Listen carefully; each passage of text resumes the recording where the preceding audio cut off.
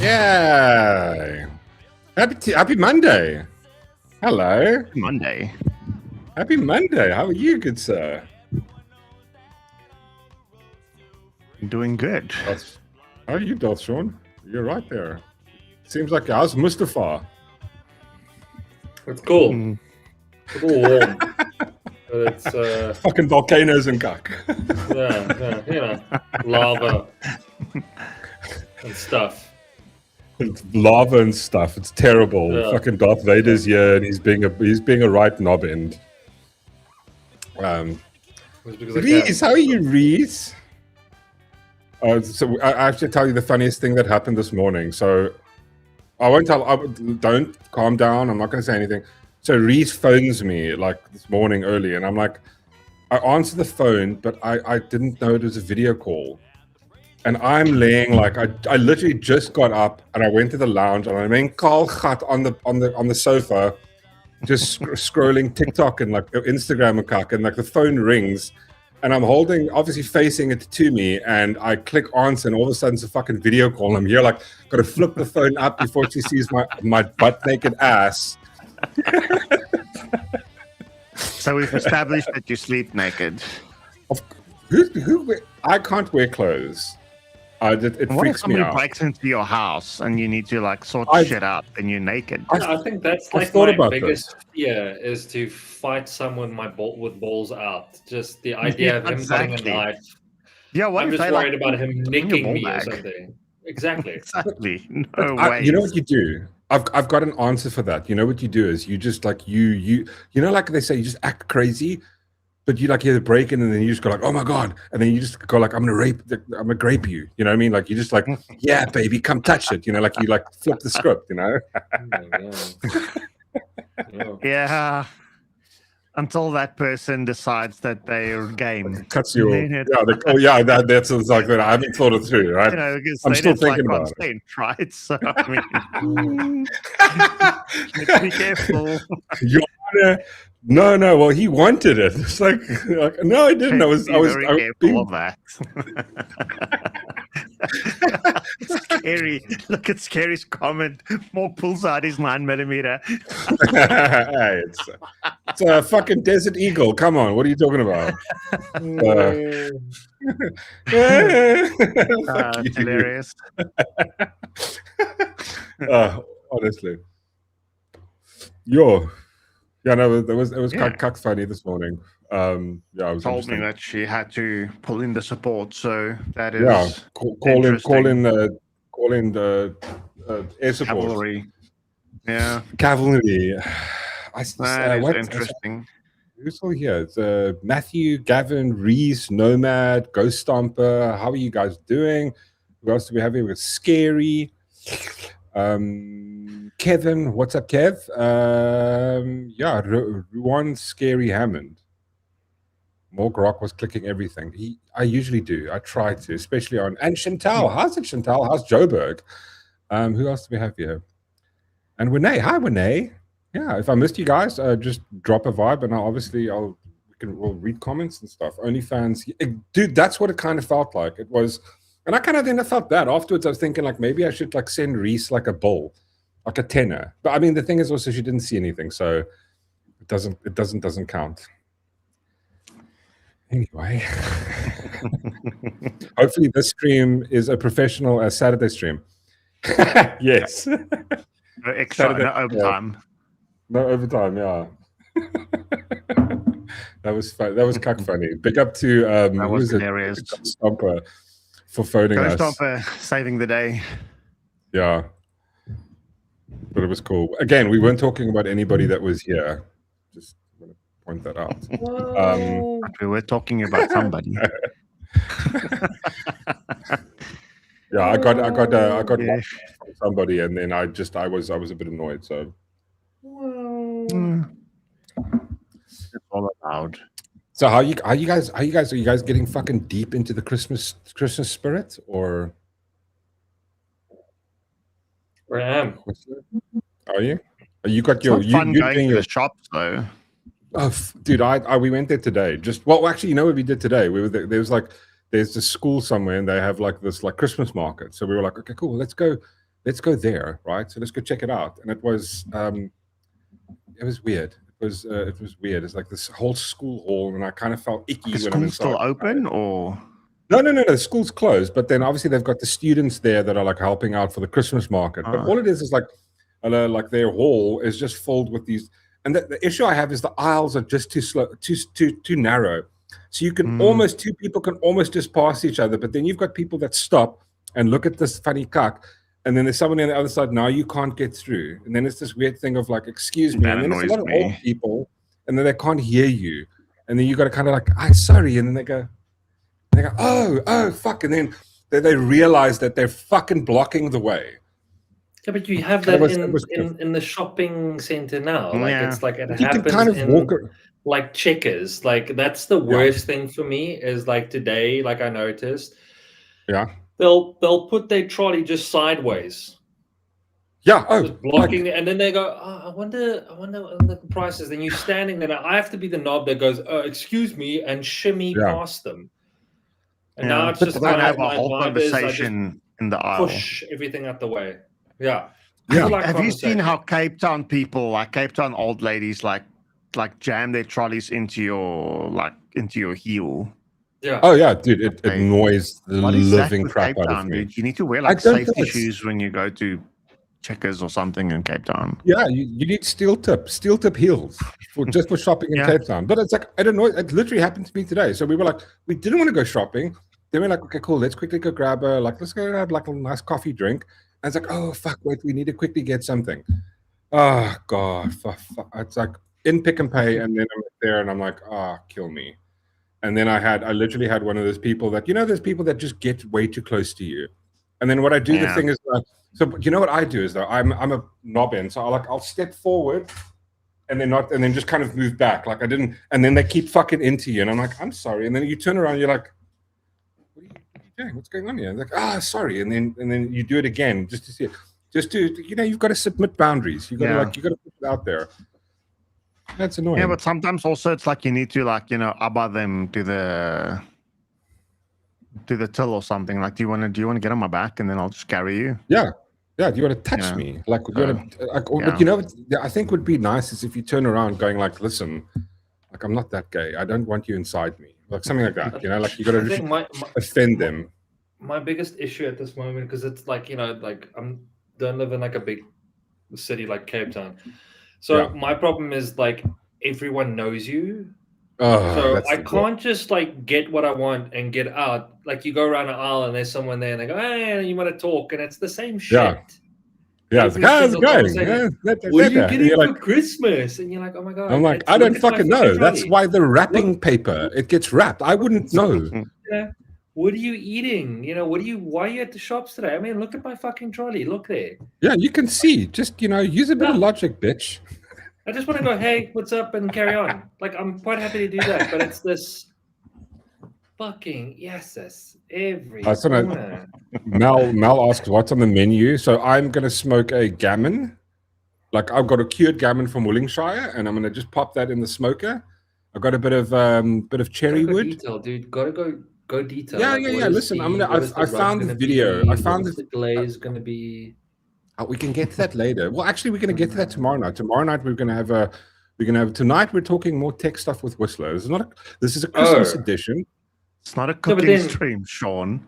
Yeah, what is this? So it's not Christmas then. We're just talking tech. Well, it's Whistler. Anything we want. It's basically we get to talk to Whistler about anything we want to. There's no limitation. Tell me about your problems.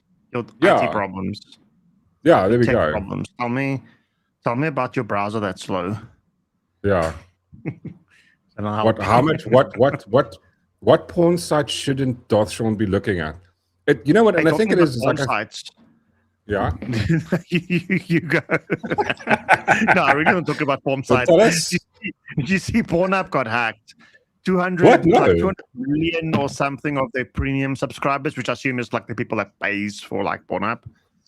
All of their details leaking, like email addresses, whatever, but also their watch history and also like all their preferences, everything. Like they keep a lot of stats insane. apparently. No, Like, no, dude, that's crazy. but Pornhub does this thing every year where they do that like sort of the map and they go like what the fetish of each country is the most into.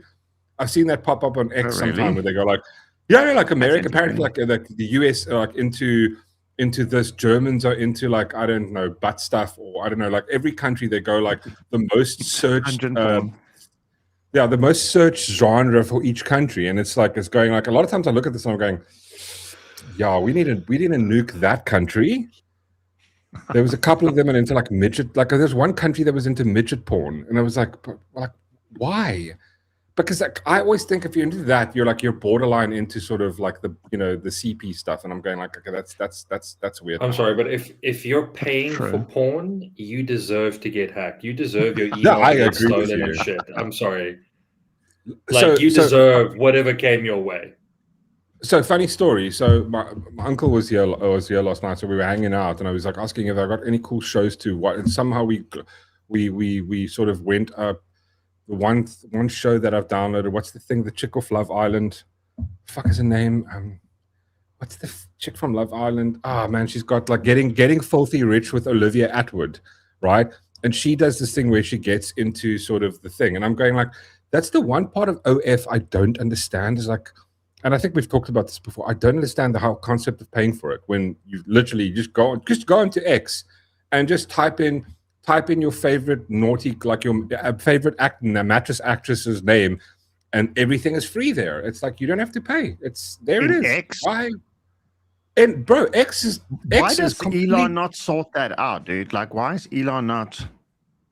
I think, but the thing is, you know what the nice part about it is? It's available, but you can turn it on and off, right? So like by default, it's hidden in X. But you can go to the NF not safe for work, and you can click it on.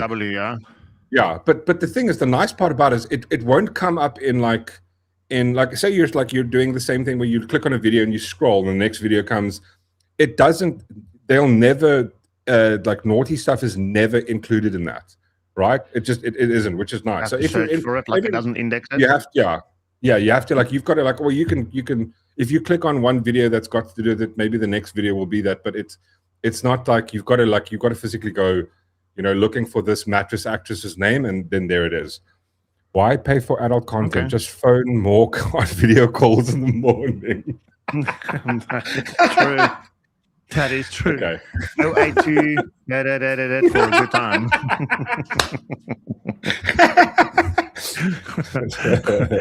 Leave a good time. 087. Let's have a great time. Oh Lord. Even Kim K. So, so listen. Home automation. Yes, I want to talk about home automation because, like, I think it was about 2 years ago, the bug bit me. Like, I just got into the bug, and I think it was the whole vibe of. I think I rewatched. I think it was 2 years ago when I did the thing. I was like, I'm going to go rewatch Marvel, and I think I was in the second Iron Man. I'm going like, why can't I have Jarvis? Like, I just want to be able to like. And then I was like, okay, wait, hold on. This is just. I think it was like October, November, or somewhere in October. And I was going, okay, wait, hold on. This is maybe a cool Christmassy thing to go into the thing. And then because I was obviously on Apple, I was going like, Apple is the only route to go.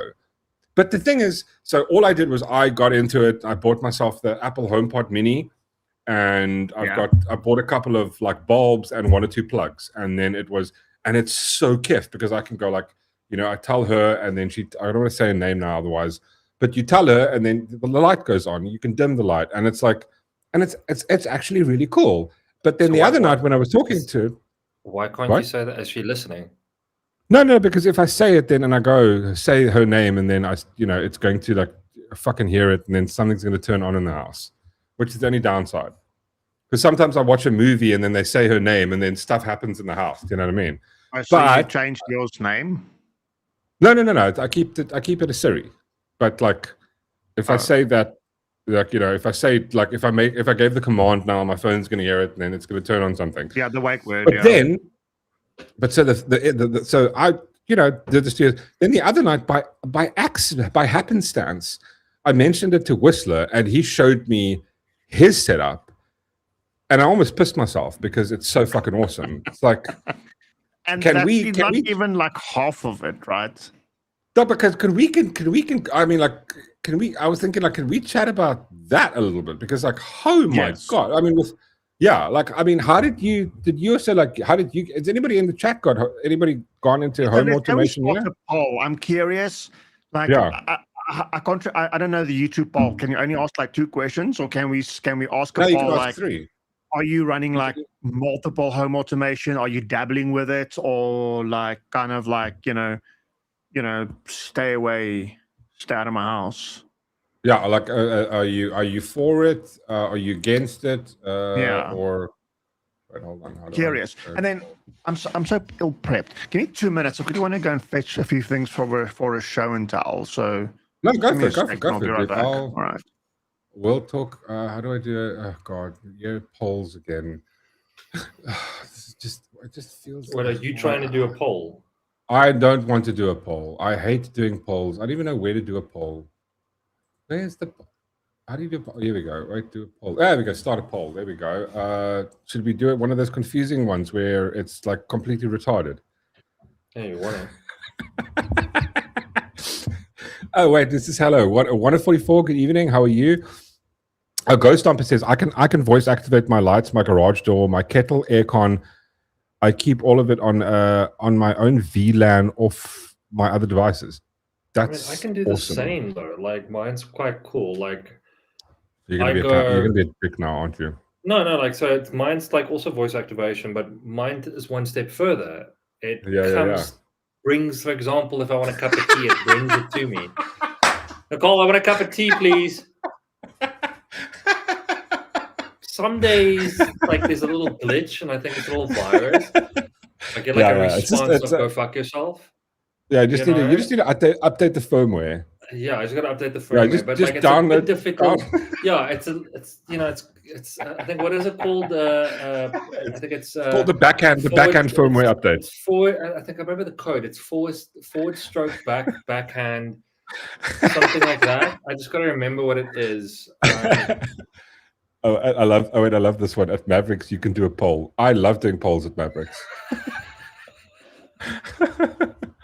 I'm training my cat. Wait, what? I'm training my cats, but they are not there yet.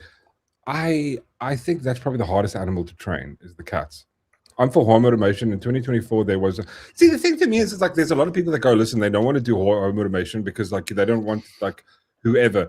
And I kind of have this theory about it going like, bro, like everything. I mean, I don't for 1 second believe that like Apple isn't sharing your fucking information. So to me, it's like, okay, cool. So now what are they going to do? Like, like to me, it's like, okay, cool. I mean, they have all my shit anyway. So, either you're off the grid. What are you going to do with that information? Like, good luck. Like, what are you going to get a call center to phone me? Like, I've ever bought anything from a call center. Like, I could not give a shit. If I get an email that I don't like, I just go spam. Junk. Like, but I can't believe they took that long to implement. That's one of the things that I like about tech that I love. But the thing that annoyed me is the fact that they took this long to bring it. Like the fact that they've only added that feature in like iOS 2026, where you can actually turn like spam calls. You can block spam calls. It's like, why did you take so long? Yeah, Truecaller. Yeah. Yeah, Samsung's even had that beforehand. There we go. Exactly. I mean, so wait, I forgot what are we doing a poll on? Oh yeah, so is anybody like invested into home automation? Like kind of like let's go to 3 levels. All out home automation, or like dabbling with it, or like are you into home automation? Or are you into home automation? And then no, like the add option. No. Yes. I want more. There we go. I'm probably gonna fuck. Don't make fun of me if this comes out wrong. Oh, please, I hope Are you into home automation? No, yes, I want more. Cool. There we go. All right, just so that everybody knows, Bold I chose I want more. Yes, I also want more. So you said that you started, what was it, 2 years ago on home automation, and you got like the home I pod, didn't go and any you wanted this whole but I didn't go experience, further. right?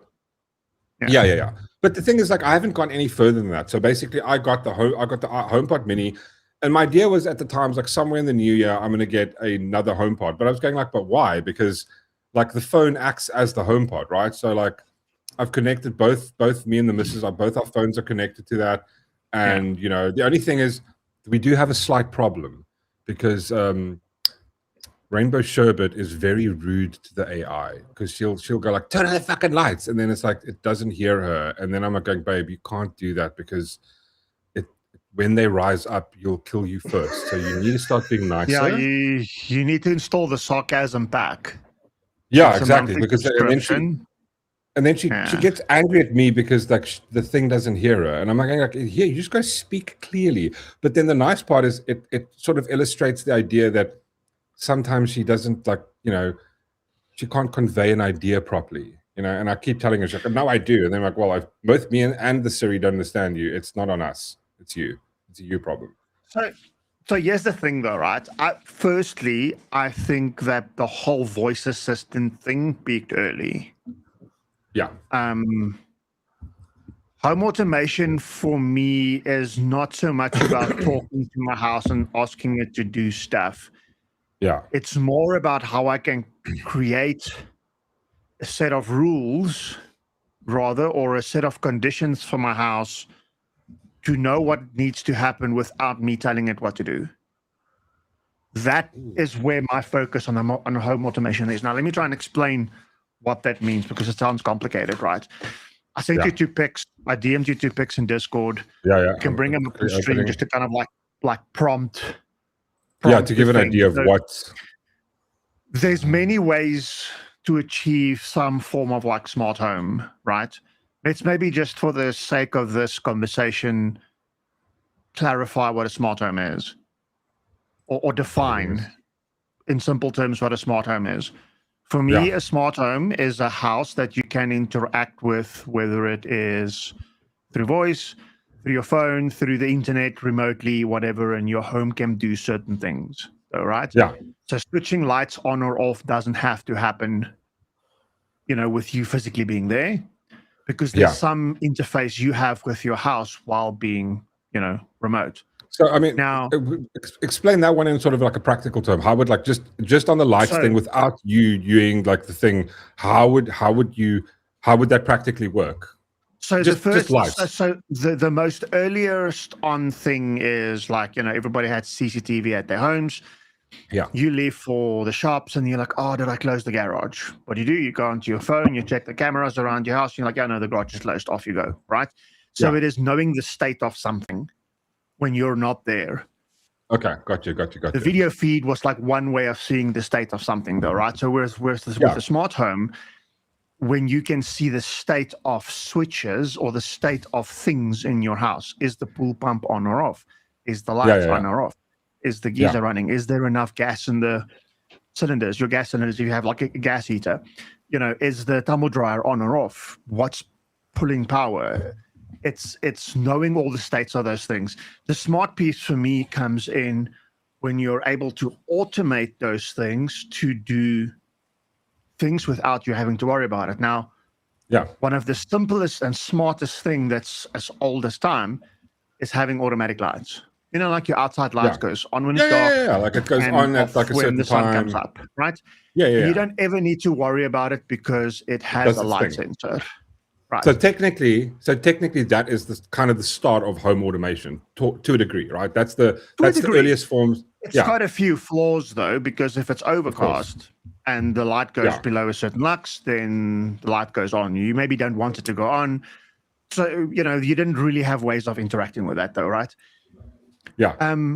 With a smart home now is you can have, with one of the simplest forms is, and as you said, you went the Apple HomeKit route and you got kit that integrates with Apple HomeKit. Yeah. There's different brands of smart home stuff. So the one brand that I have here is called Sonoff. So Sonoff is Okay. one of the I don't want to say like the oldest brands, but Sonoff is like a couple of years old, right? You have Sonoff, you have Tuyo. There's different brands of these things. The challenge with it is each one of these things needs an app. Okay. Yeah. In your case with like the Apple HomeKit, Apple is tied to the Apple ecosystem, which doesn't work if you have like a multi-device household. So that wasn't great, right? So people needed to invest in this one ecosystem. But then somebody's like, oh, Mork is so cool. Let's buy him a smart bulb. And then they go and buy you some other smart bulb because, it's smart bulb, but it'll work, right? No, it doesn't, because you don't have, what are we pointing to? Reese. Oh, you can't see the comment. Sorry. Reese is asking if you want a coffee. My bag. I forgot that this doesn't pop up. Yeah. Oh, yeah. There. Yeah, babe, please do it. Sorry. The challenge with the smart home stuff is if you were to ask me 5 years ago, now let's also define this. How long have I been doing smart-ish things? Yeah, with your home, let's not call it smart, let's just call it automation, because smart for me means internet connected, bit more context aware of your house, whatever. Think by itself. But home automation, when did I do my first home automation that I can recall? 2011, 2010, somewhere there.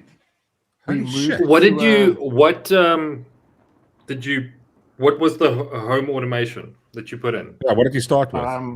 Give me a sec, what way? God, I love Chantal. What is he doing? He's gonna show us he's checking on his dog. That's what I think he's doing. Oh, is the dog alright? Is it the dog? Yeah, she is. She ate her food too fast, so she's vomiting. Oh, my cat does that. Yeah, here's a good home automation. Yeah. Go, Reese, come clean up the vomit. Reese. Oh no, I'll need to clean up vomit twice then.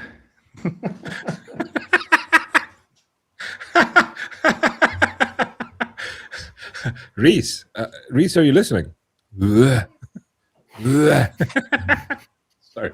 Hey, Arbot, how are you? I just want to say hello to Stephen Young, Arbot. Who else do we have here that I missed?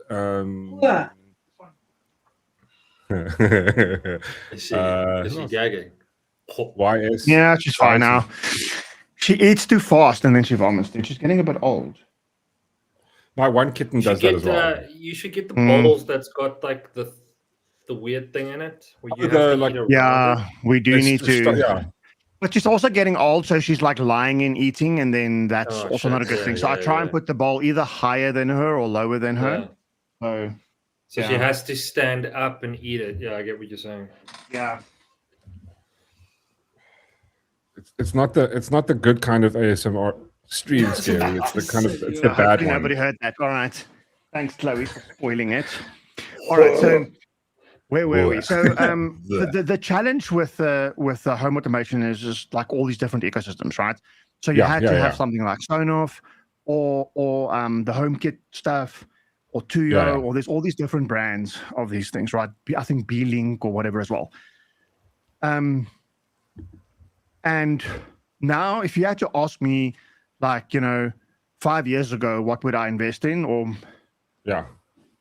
about 5 years ago, what would I invest in? I would say is stick to one brand, stick to just Sonoff or just one thing, because you wanted all of these things to interact. You wanted to be able to say, hey, if I have a temperature sensor in the lounge and you have another switch somewhere else, then let these two things interact with each other based on a certain state, right?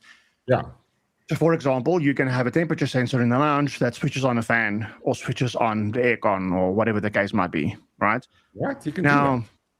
Yeah. Now, I want to do in 2010, about when we moved into our our house at that time, the challenge we dealt with is that the house that we had didn't really have a front door. The front door was on the side of the house, which was the front door, and then there was a Okay. door through the garage. Yeah, But yeah. then Which what is the the main owners door. did is they put like a whole thing around the house. So you had to go through a remote gate to either go into the garage or a remote gate to go into your yard, which then takes you into the house, right? So we Okay. had to give our domestic either remotes to the gates or remotes to to either one of the gates, and then she would be able to access our house at any time.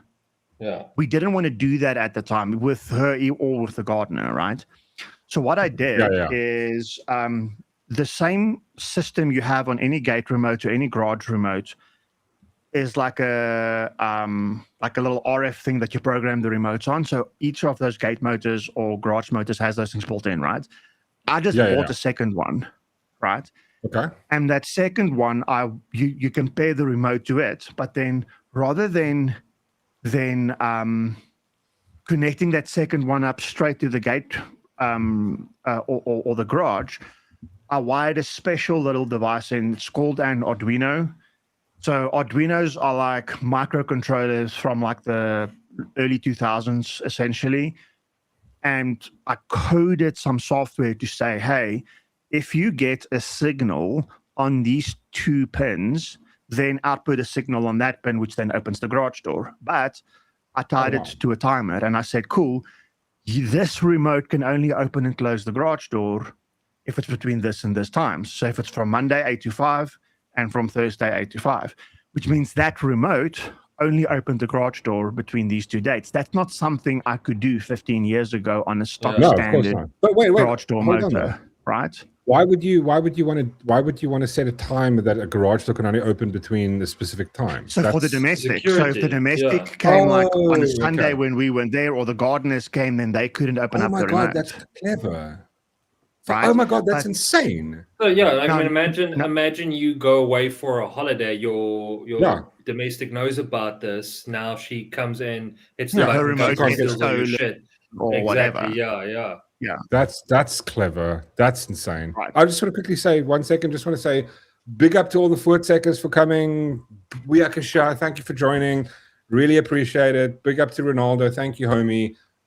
Listen, also if you're here, we've got to have Ronaldo, Whistler, and a few other people joining us tomorrow night for our Christmas special. We're just going to talk about Christmassy things, what everybody's doing. So yeah, and if you guys are new here, you just arrived, we're having an awesome chat with Whistler about how to implement home automation. We're basically starting with where he started, and we want to kind of figure out how easy it is to get into it. Because I've just started, Darth Sean, you're not into it yet, and Whistler's a fucking G with it. He's like absolutely. I saw some of his setup, and it's insane. I'm a 6'7". Like, you're a 6. Yeah, you're a 6'7". Out of 10. Out of 10. 6'7". Out of 10. But I mean, so I think an easy way, because like you're explaining it to like, but I think you're almost like you're explaining advanced stuff to us. Is there an easy way? Because like I think the first issue I ran into with home automation is it kind of, you've got to, like you said, now you've got to decide on what, because there's kind of 3 platforms. I mean, this is the thing I spoke to you about it the other night, like after stream. Like there's kind of like, when I looked at it, there was like either 3 ways of doing about it. You're either on Apple and you stick to that what call it environment, or you go with Google and you stick with that environment, or you're, what's the other one? It's Google, Amazon, Google, or those are the 3 environments. Yeah, and then you go to the other ones that's there, like if you don't go with the HomeKit stuff. HomeKit, Google, and Amazon's very similar. If the stuff is, I don't know if you can see on this one, you can't really see on this. But so yeah, that looks like icons. Oh. Yeah. For what it's compatible with. Yeah, what it's compatible with, like Amazon Alexa. So the thing is, though, you're right. So 15 years ago, it was complicated because you need to have some coding experience and some other engineering experience, almost in the way to make nothing was plug things and play. work. But it was like definitely not plug and play. Yeah. That was a lot of fun because I could, make the stuff work to how I wanted it to work. The challenge is that's not context aware, right? Yeah. That's not.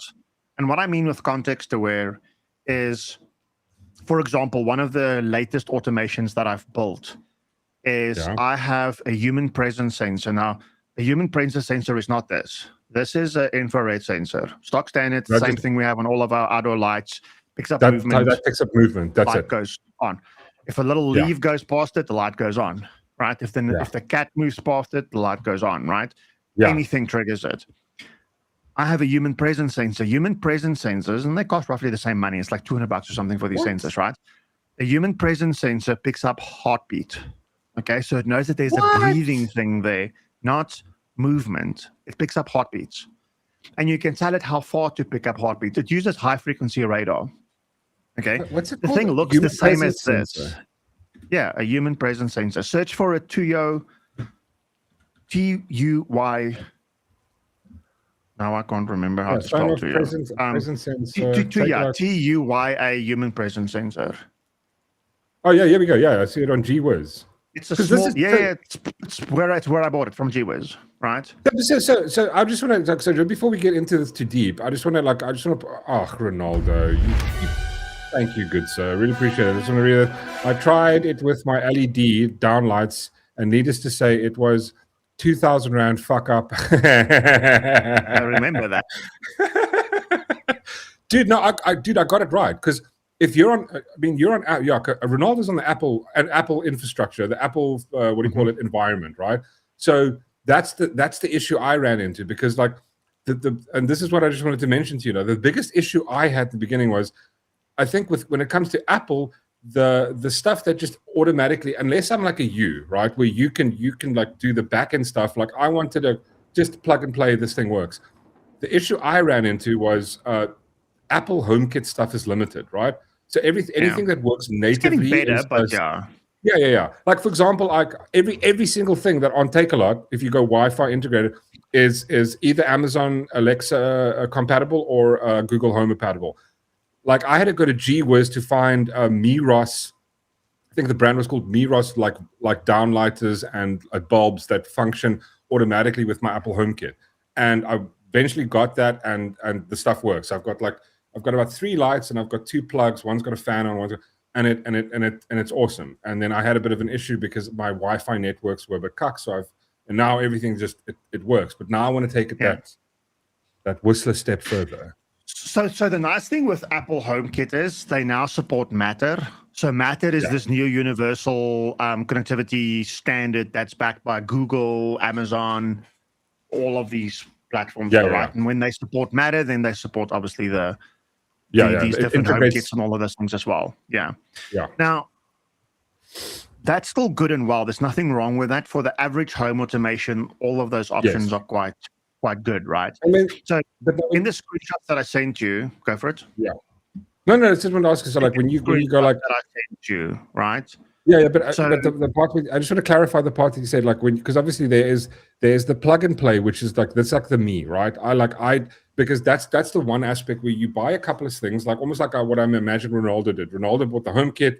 Okay, he wants to buy the plug, the bulbs, and he tried to connect bulbs like these ones I have at the back there. These are like are like Sonoff bulbs, so you can change the color. They're Wi-Fi bulbs.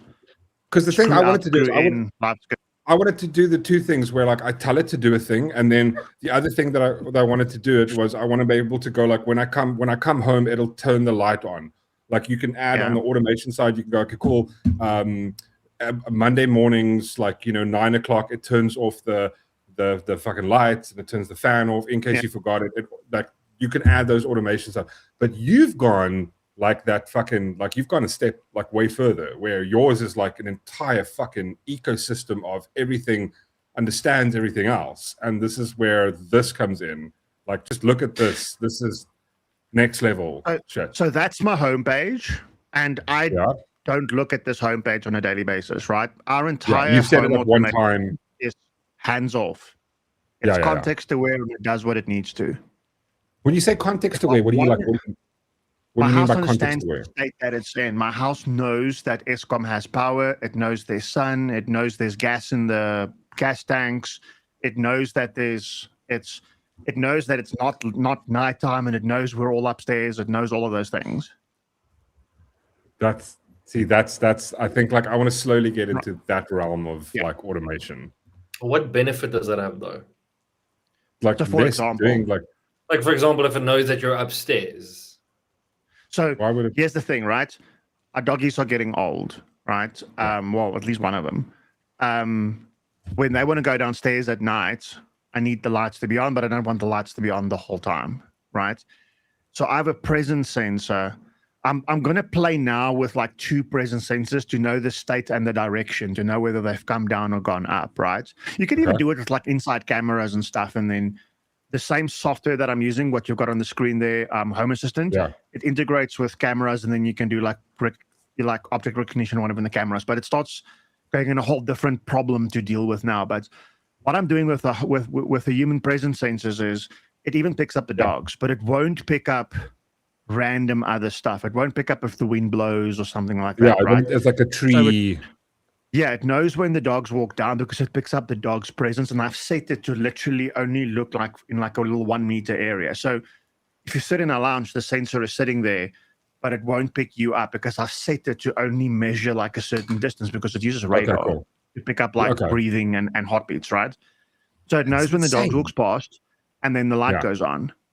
And then when the dogs comes back, then the light will go off after a few minutes. And then I have lights on the stairs to guide them back up again to the stairs and all that stuff, right? So obviously because they're old, you want to be able to see where they're going. Yeah. Like that's one example. The other example is we have solar and solar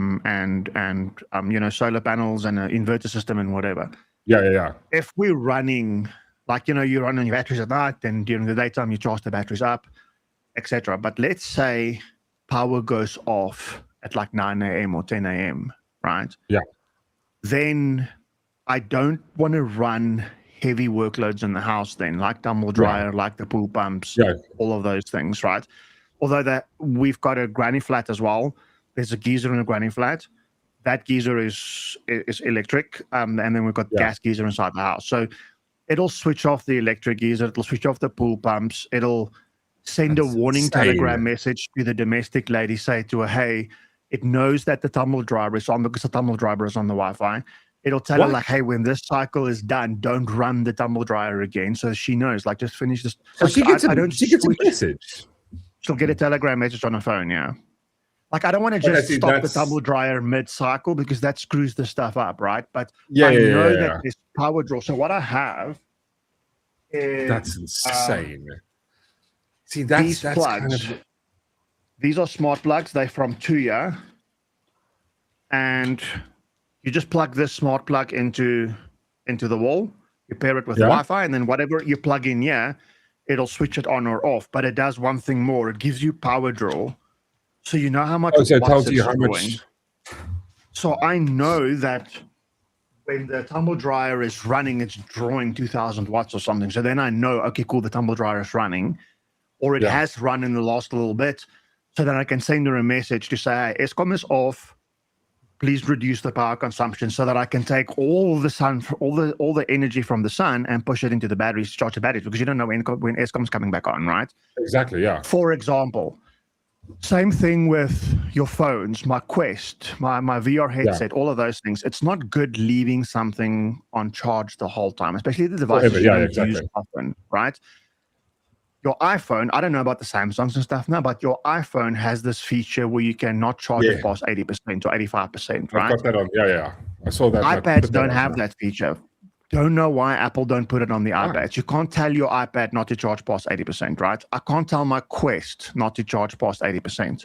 But luckily the Quest is like an Android device, so I installed the Home Assistant app on my Quest. It runs in the background, you never see it.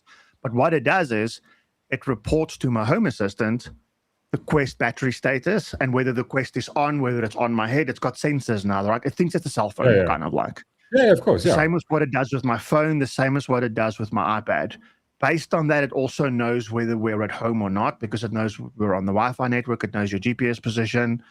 So I can set it that if I come home, switch on the aircon. If the temperature in my aircon, because the aircon, even though the aircon's off, it's in sleep mode. I know what the room temperature is, even though the aircon's off. The aircon's just in standby mode, right? So it tells me my room is 27 degrees, so I switch on the aircon. So the same thing with my phone. So what I've done with it now is it never charges the Quest past 80%, and it never charges my iPad past 80%. But if I plug something in, rather even my phone, so when my phone gets to 80%, it'll wait 5 minutes and then it switches off the charger itself. So that smart plug switches off. And then tomorrow morning at 6 o'clock for like 15 minutes, I just top up the phone quickly and switch it off again. Right? That's insane. It does that with all of the smart devices. That like saves your battery. Like that's one example of something. I mean, But so the you're same thing with basically- the gas. So I mean, you're saving money on electricity. You're saving money on gas. You're saving because obviously all of these things. If you're, I mean, but because this is what you were telling me. You were explaining the phone thing to me. When your phone is plugged in and it hits the 80%, you said the because you can measure how much it draws. It obviously stops drawing, but it's still connected, right? So then your charger is 20 watts or whatever, right? Your charger will charge at 20 watts when it's charging your phone or your iPad or something, right? Yeah. When in the software of your phone, when it gets to 80%, or if you let it go to 100%, because it's no longer charging, that wattage drops down to like 4 watts. And I'm monitoring that 4 watts, and that switches off the power automatically. But these 2-year ones, and I can share the brand, they have that feature built in that if it picks up that the power draw drops to 4 watts, then it automatically switches off this thing, right? So you don't need all of this stuff that I have. It'll auto switch off. It's more a case if you want to intelligently control the state, because I can now go one further. I can let the charger automatically go on when the battery is below a certain percent. So I can tell my iPad chargers that if the battery is below 40%, switch on the charger and just wait for me to plug it in, and then it charges it the other way around. Okay. Now that's that second image that I sent you that's got like that little spider web. That's basically just some basic ladder logic. You just tell it like, if this is the state, then do that with it and loop it through this if that's a problem. It looks complicated, but remember this is 15 years of learning how to do home automation. And now you can do all of that stuff with ChatGPT. You tell ChatGPT, I'm running Home Assistant with Node-RED, and I want to do this and this and this, and it'll give you like a little file. You import it in here, and it's built out all the logic for you. You maybe just need to mark its homework a little bit, but it works like 90% of what you need to do. That's insane. Okay, so now, like you explained I said a lot, right? So there's So now I've got my questions, right? So hey Willow, I just want to say hello to anybody that didn't say hello to. Hi Willow, hi Rulinda, and everybody that's from the Voortsekkers that are here. Welcome, awesome. Toothless Wonder as well. But so here's my question: how do I go from where I am right now? Because the issue I have is like there's a lot of stuff I can't buy. For example, so we bought a. What are you doing, Darth Shawnee? I thought you were doing face palming because I'm going to ask a stupid question. No, sorry. I prejudged you. I apologize. God, I apologize for assuming. I'm just sitting here. I apologize for jealous you're a nobbin. Whistler because I live in a fucking cave compared to him. Smart cave. Like I've got this kick-ass thing insane. Where you take a plug and you put it into the wall and it gives you light. That's what I've got. And then the music plays in the background, right? You gotta click and then there's no power. Like that's what I've got. So the thing is though, right? Your question was, where do you go to from here? So let me just put I just want to frame it to you. So I've got the HomePod. The issue that I'm having, for example, we bought a pet feeder now because it's just easier. We got there's 3 cats, and we don't want to overfeed them because we were doing it. One was getting chunky. Got a pet feeder, but the problem is I couldn't find a pet feeder that works with my HomePod, right? So how do I integrate? Is there a way where I can integrate products that aren't necessarily HomeKit compatible? To plug that into the sort of what is the thing that you're using here, and because I know you're on Apple you're on Apple, right? You have an Apple phone, you use a lot of Apple devices. What can I use? Because basically what I have is I've got an old computer. I mean, I built this thing in 2004. It's like a Celeron. It's a piece of crap, right? But it's my Plex server, and it's got a shitload of hard drives on it. and that works. The thing is on 24 hours a day. Every like 5 years, I replace the power supply because it burns out. But it just does the thing. What can I put on there that can integrate that's not so hard? Because this already looks super complicated to me. What can I do to kind of like begin to have stuff talk to each other where I can like tell, because I want to just be able to tell the pet feeder, because the cat sits there and it stares at me. And I've got to open the app on my phone. I've got to click the button. I've got to get up and walk and push the button to feed it, where I can integrate things. Am I able to do it with this thing that you have here? This Home Assist, whatever the fuck this is. Yes and yes, right? So I'm putting 2 links in chat, for example, there. Yes and So, yes. The second picture that I showed you is something called Node-RED.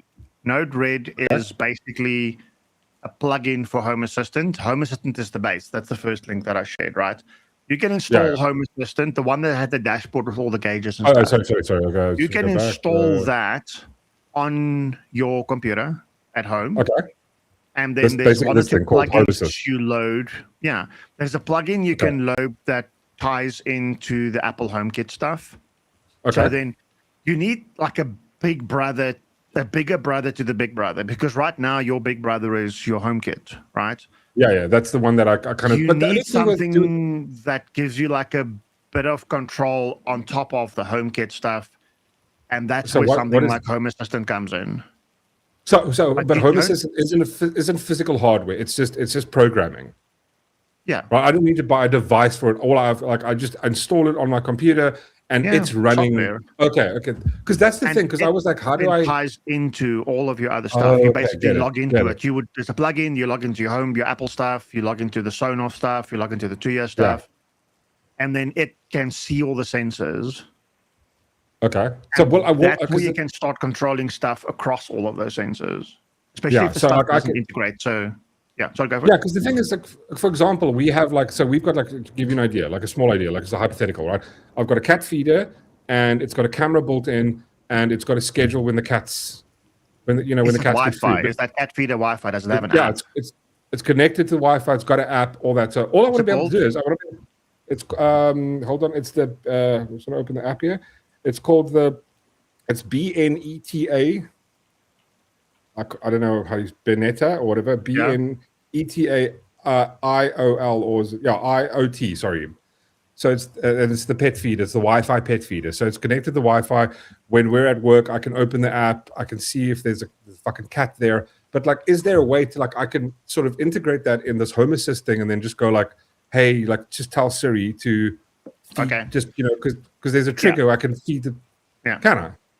So Beneta, the company Beneta IoT, right, is actually a subsidiary of the Tuya compatible devices, and Tuya fully integrates with Home Assistant.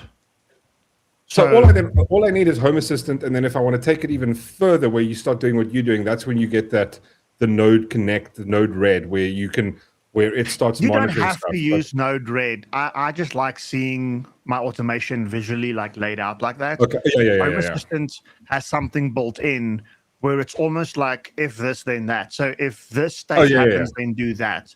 If this happens, do that. If this happens, do that, and that, or whatever. But I like having a canvas where I can see the nodes, right? But here's the thing, though, right?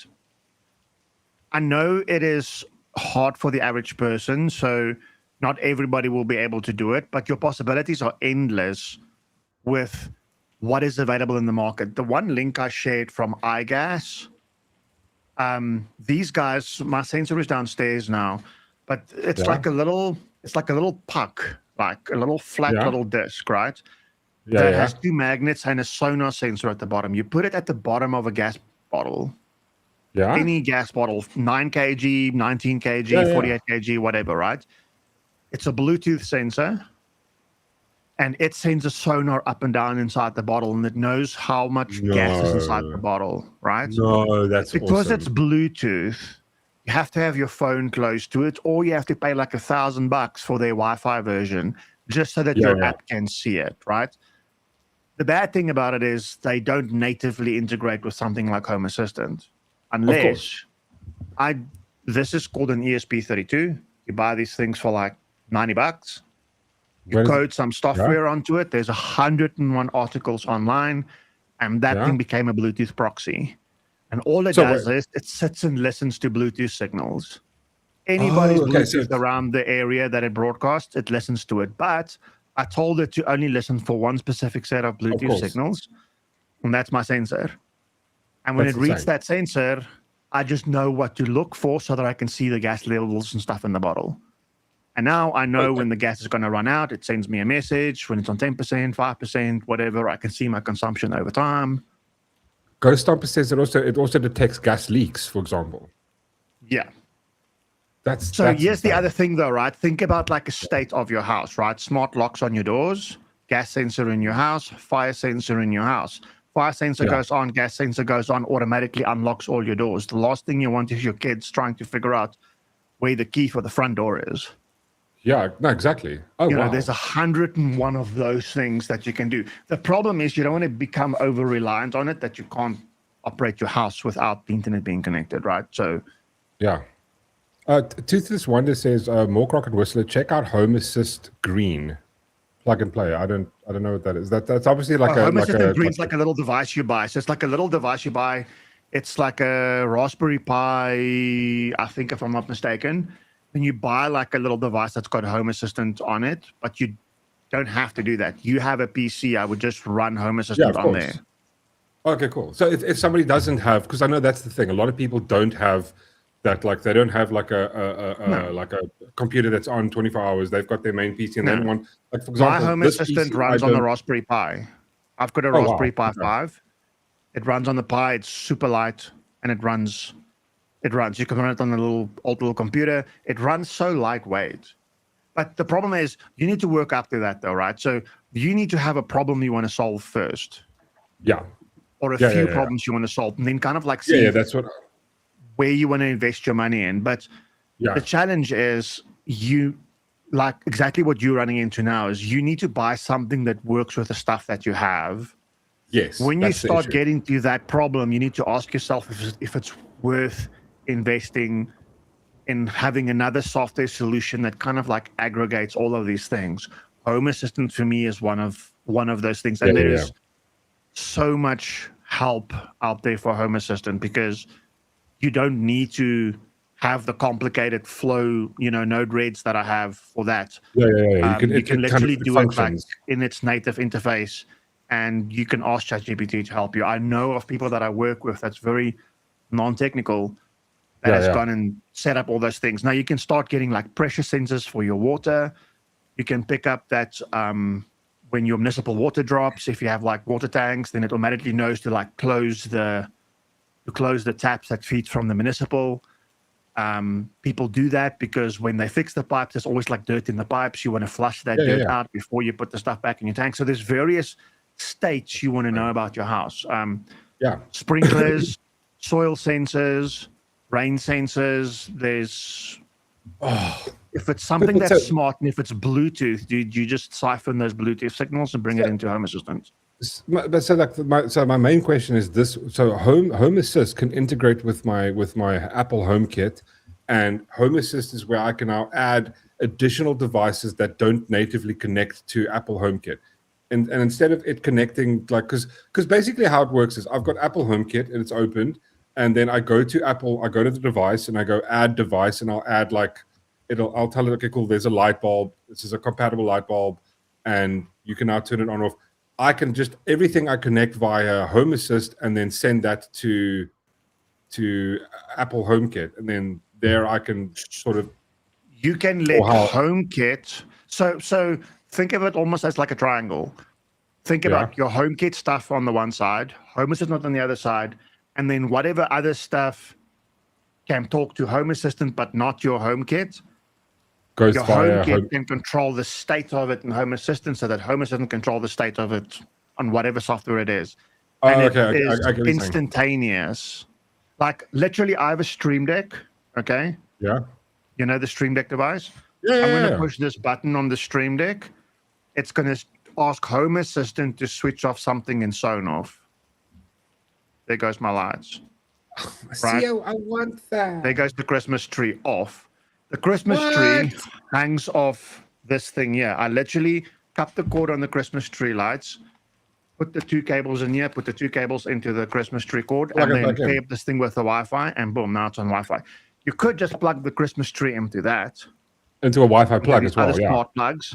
But I mean, these Wi-Fi smart plugs weren't nice 10 years ago. I bought like Now they're better. 20 of these things 10 years ago, and they still work, right? So, okay, you see my big lights. So even the house lights, you know, your lights in the wall, Yeah, yeah, taken those lights out, right? This is like a glass little touchscreen thing here, right? Yeah, it looks And it's amazing. got buttons. So this switches on. I've got the lights downstairs. I've got the lights in my room here. So if I push this button, the light on the roof goes on or off.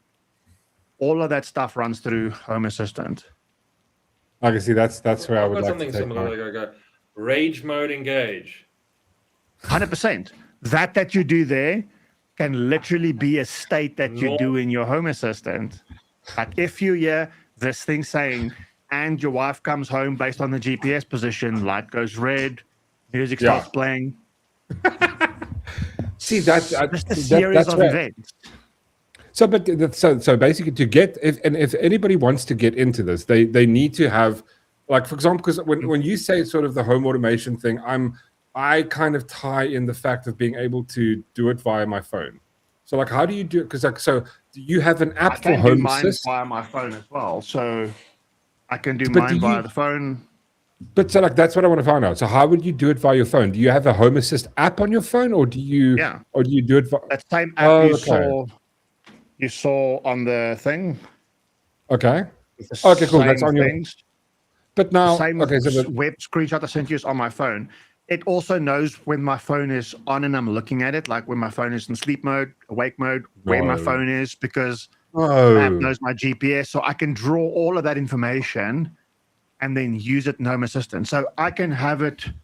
I've even seen people go as far as sharing their calendar with Home Assistant, and then based on their calendar do certain things. The next automation I want to work on is having my home computer based on the state of Microsoft Teams. I could probably do it with Zoom and the other things as well, but Teams is my daily driver in meetings, right? Yeah. That if Teams knows my video is on, to have a little light up, because Reese would sometimes come in and show me something, which is fine.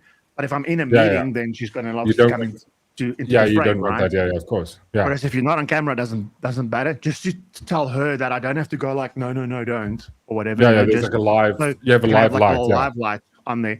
But I want the live light to be based on the state of my camera being shared in Teams, because my camera is always on, right? The camera is always on. Okay, but get you. Teams, I have to start my video in Teams the same way as I'm starting my video. Yeah. So I wanted to know that based on my state, based on the state of my video call. So but now, so and for then to example, top it off. So sorry, I'll show you this quickly. So this thing looks like rough, right? It's like this square little thing. You take out, it's a standard light fitting. So you take out your light thing, you plug this in that looks ugly. New one. 3D printed these little things for it. So it slots in, and then it just looks nicer on your walls because it's like nice beveled edges and all that stuff, right? I mean, there's so many stuff you can do. You can monitor power. There's even these little ones that uses RF. So based on this, like an RF signal, I can know whether there's movement or not. Gates opening or closing, these things. So it knows. So the same things you have like in an alarm system, but it integrates with my Sonoff, which means Home Assistant knows about it. So I know whether a gate is open or closed. That's okay. Like in the garage, you can have 2 sensors, right? If it's at the bottom, the garage is open. If it's at the top, the garage is closed. And if neither one of those 2 is triggered, then the garage is halfway. Oh, shit. I have the gate as well, so I can literally... So even in the car, like Apple CarPlay, Home Assistant integrates with your CarPlay. So I have buttons in the car, open the gate, close the gate, open the garage door, close the garage door. No, okay. The one other question I want to know, are you able to tell Siri to open some of those things? Or you have to open the app? No, you can open. You can use Siri for it. Yeah. Okay. Because I've got a question on this. Yes, go for it. Is there a way to make it? I mean, you're talking about. Here we go. Lights. No, it's a. Okay. This is like. Okay, you're gonna be serious. Okay, so Yeah, go fuck yourself. So, I want to do one where, for example, and I'm, like where I walk into a room, the lights are off. The moment I walk in, it turns the lights on, right? yeah, If I'm not in the room, like if the moment I walk out, it will turn the fan off or the aircon off, and wherever Yes. I'm going, it will pick up the temperature. So, for example, say I'm going to the lounge, it knows, okay, the lounge is a little warm. Let's turn up to my preferred temperature. Yeah. Instead of me having to walk around switching on lights, trying to find the bloody light switch in the dark. So in the middle of the night, like I have to let the dog out or something like that, I can just walk all the way down without having a sensor light. But it automatically turns on when I need it to. That's But how you need a ours work sensor. downstairs now. Like I can just walk down and the light starts going on at night automatically But you because need a I'm there. But you need the human presence sensor for that, because a you need a movement sensor. sensor that you have, like in most buildings, if you sit still, the light goes off, right? Yeah. It Movement needs to sensors pick or up that you're infrared there. sensors are shitty. Human presence sensors are nice because a human presence sensor knows that there's a heartbeat in the room. And so long as there's a heartbeat, right? So literally you can tell it that if it is 10 p.m., there's no heartbeat, the lights are off. If something triggers it, switch on the lounge lights and the outside lights for 10 minutes, unless you see a heartbeat. Or Okay. you can say, if it is 6 p.m. to 10 p.m. and there's a heartbeat in the lounge, have the lights on. Yeah, And if you haven't seen a heartbeat for 10 minutes, then switch the lights turn off. the light off. That's Now, awesome. one step further, right? More on Yeah. a security scenario. Yeah. Can you code something like the heartbeat sensor thing to say you and Reese? So when me breaking in, it sends a security signal to your security company saying, "Look, there's someone there that's not supposed to be there." But so that would, I want to take a stab at this, right? So that would be like, okay, so you've got a heart rate sensor in your bedroom. It's picking the two of you. Now, because your window sensor has gone off and it picks up a foreign, like a third heart rate sensor, which is not the two of you, it'll automatically like go off. Am I right, or how would There's it be? various ways of achieving that. So what I've seen one person do is they've used Bluetooth triangulation in the rooms they care about. So like 3 Bluetooth sensors. And if you put the Bluetooth sensors like in your lounge and in your bedroom and whatever, you can pick up who specifically is where, because based on you having your phone with you or you having your watch with you, Home Assistant will know where you are. Okay. So, Okay, I got it. assuming that your phone and your watch is with you in the bedroom. I've also So seen people have like, what if you turned it into, say, a nice little bracelet or a necklace, like a little chip in, a little. I've seen people do it with their cats. They had like a sensor with their cat that triggers like the cat doors. These cat doors. Yeah. The cat door will only open if it's their cat coming through there. Oh, hectic. So But now, there's okay, various ways of doing it, but it starts getting challenging because there isn't nice off-the-shelf stuff necessarily. Okay. Sure. Okay, I get what you're saying. But now, Not impossible to build. So I've got another technical question quickly. So like, say for example, say Darth Sean, he doesn't have Apple, he doesn't have the HomePod Mini, but he's got an Apple phone, he's got Siri, and he wants to say, for example, can he with only that, right?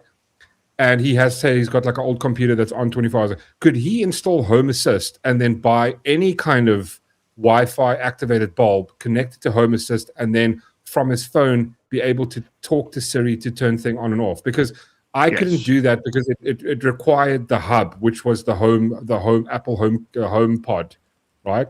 But you can you do that? You can, yeah. So HomePod, Home Assist acts as that pod, and your computer is the thing running it. And Home Assistant has nicer integration with Apple and stuff now. Because you have it on your phone. You actually instruct Siri on your phone to do something with Home Assistant on your phone that then does something. So for example, in my Home Assistant replaces your Home Hub almost in that case. Okay. But you don't have to replace it. They can actually just complement talk each together. other. So because that's the thing I want to get to. So for example, say the fact that, because currently I have my HomePod and all my devices I tell HomePod that these things are here, and I can now, some of them I can activate, right? But what I would do is I would install Home Assist, tell all these things are here, and then somehow have Siri integrate with Home Assist, as opposed to it natively adding those things to the Siri HomePod app. Because there's an app for HomePod, which is called what's it called now? Apple Home. Which is Apple Home, right? So I wouldn't be using Apple Home, because if I want a new device, I have to connect it via there. So now I just do it via Home Assist and integrate. Well, it depends on how the device connects. If I need to wire up a new switch for something now, like I want to wire up this switch, right? I pair the switch with Tuya, the Tuya app on my phone. Cool. Yeah, great. exactly. Set up. I call it whatever, right? Yeah. Minute or two later, it appears as a new device in Home Assistant, and then I can do something with it. So I did do the same thing. So you're not going to do away with your Home Assistant. With HomeKit. So what I used to do was I had to, for example, I have the Miros apps, like the Miros bulbs. So I had to download the Miros app, pair the bulbs with Miros, and then once they're paired with Miros, my app, then I could go to Apple Home Assistant, add new device, and then go, okay, cool, search the thing, and it goes, here is a compatible Miros bulb. It's now part of Apple Home Assist, Apple Home, and now I can activate it via voice. But now I just go via Home Assist, and it does all that. Now I can add a whole bunch of devices I previously couldn't to the whole vibe. So there's two ways to do the Miros stuff. Like, I've not played with a HomeKit integration with Home Assistant, but I see there is integration with it. My assumption is it'll just work the same way as how it works with Tuya or Smots or Sonos or something, right? You pair it with that app, the same way as how you're pairing it with the Miros app and whatever. Your Miros and your Home Assistant has a connection. Home Assistant will inherit whatever the Apple HomeKit can see. But in the event that doesn't work, right, Miros has a plugin for Home Assistant as well. Okay, cool. Because that's the issue that I'm having. Because a lot of in the Miros app, you just tell Home Assistant, hey, here's my Miros credentials so that you can see what's happening in Miros app, and then it'll see the state of everything. Because that's the issue I'm having with my pet feeder, where it's like it's not compatible with Apple Home, so I can't add it to Apple Home. So I've got to open that app specifically every time I want to feed the cat, or I've got to go to the machine. Yeah. But I can't, for example, tell Siri to just activate a feed. It just won't do it. There's no way. But now with Home Assist, I can route it via that, and then Siri. Then I can tell, okay, cool. Well, if I say this, Siri will then know. Okay, I think it uses the shortcuts for that in Apple. It uses the Apple shortcuts, but yes, that is essentially that's what I want to achieve. How it will work. Sometimes these things are tricky to get working, but once you get it working, it kind of just works.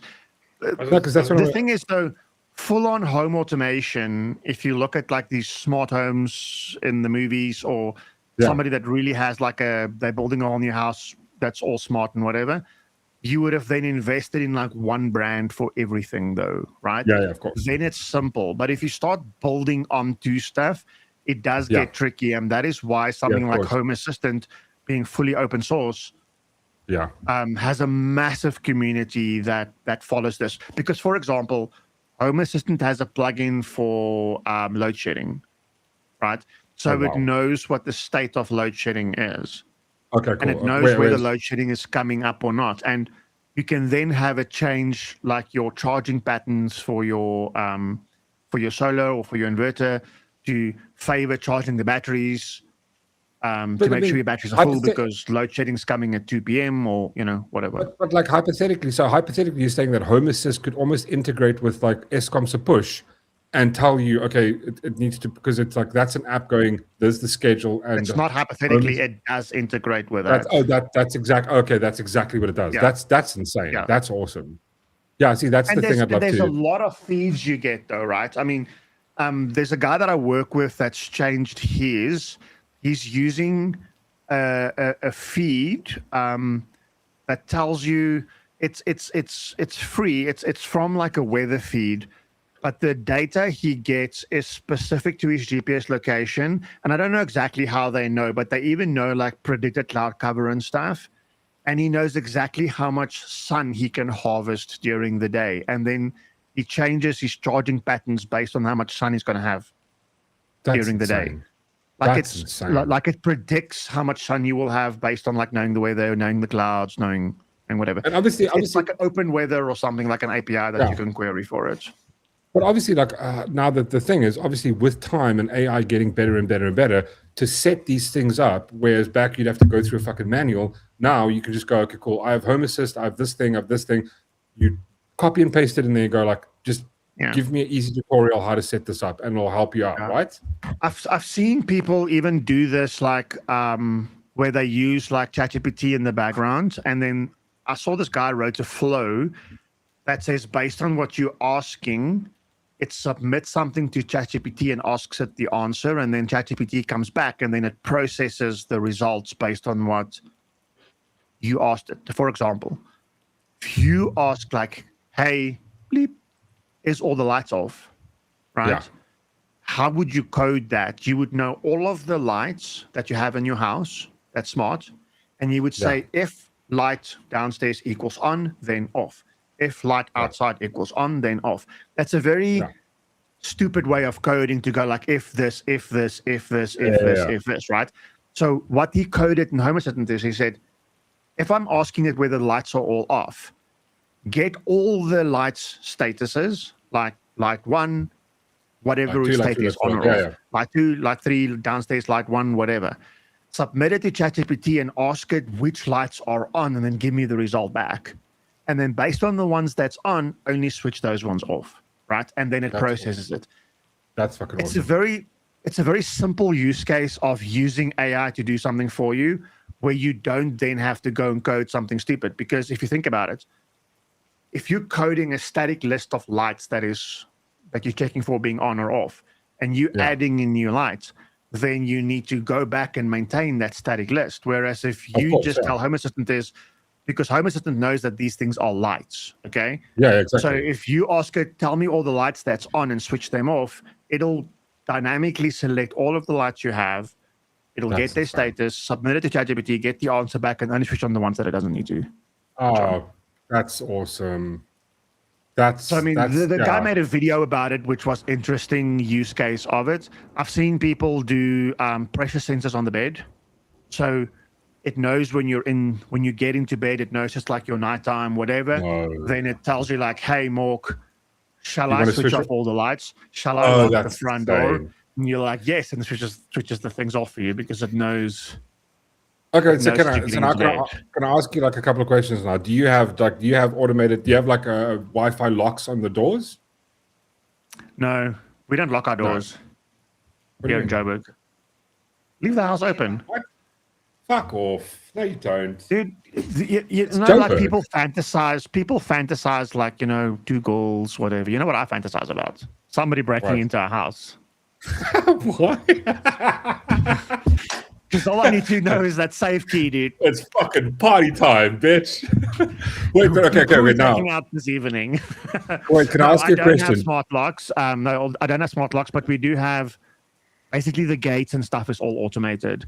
The reason why we don't have smart locks is it's all mostly sliding doors and stuff. All the smart locks are more for like proper doors, like lever doors and stuff, not these, not these like the sliding doors and stuff. There's no nice smart locks for those. I get what you're saying. But I'm like, this is the most important question, right? Do you have a function where you can go like, for example, say hypothetically, all of a sudden you get an alert on your phone that there is an intruder. Somebody's opened the window, the window's opened, somebody's inside, heartbeat monitor. Do you have a thing where all of a sudden it plays like it plays like, I don't know, like AC/DC, Big Gun or something? That music comes on, the lights go red, and then it's just and all of a sudden like you're in shit now because it automatic. Like, do you have that kind of setup going? I want to do that. Right? Maybe you need to break in and find out. Can't tell you everything that I have running in the house. Fuck, because that's one thing I'd like everywhere. To do. Dude, I would love that. I would love like some like what's that one tune like whoop whoop? It's the sound of the police. Like I want that to play like loud. Fucking all the lights go red. You can though, right? Because even if dude, you that have a was smart awesome. TV, dude, the Home Assistant picks up all your smart TVs. You can let it do certain things on the smart TV. I think you can even let it play remote media. So you would be able to use your smart TVs to do it if you don't have like Alexas or whatever staged around your house. But yeah, so no, I don't have an automation like that. That is pretty cool. I think that's awesome. Like we're serving lead salad, bitches. Yes, exactly. Alert! You have entered you have some shit like that, and it's like you're about to die. Bitch. That's what I've seen as well. Things. I would love to do that. So based on like your presence when you come home, you can let it do certain things. So you can have something run that if it knows the state that you're in, and there's it's being context aware, right? You work towards being context aware, is having your house understand the state that it's in, so that you know that it doesn't just do like a false positive and it thinks there's an intruder. I don't want to get happy for nothing, right? The house needs to be really sure somebody's busy breaking in. Yeah, someone's better be a. It's not like our dogs is going to protect us, dude. The dogs are probably going to like welcome them in.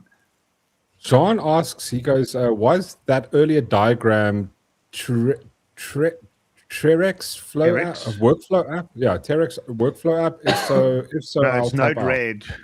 Jean, it's Node-RED. Node-RED, okay.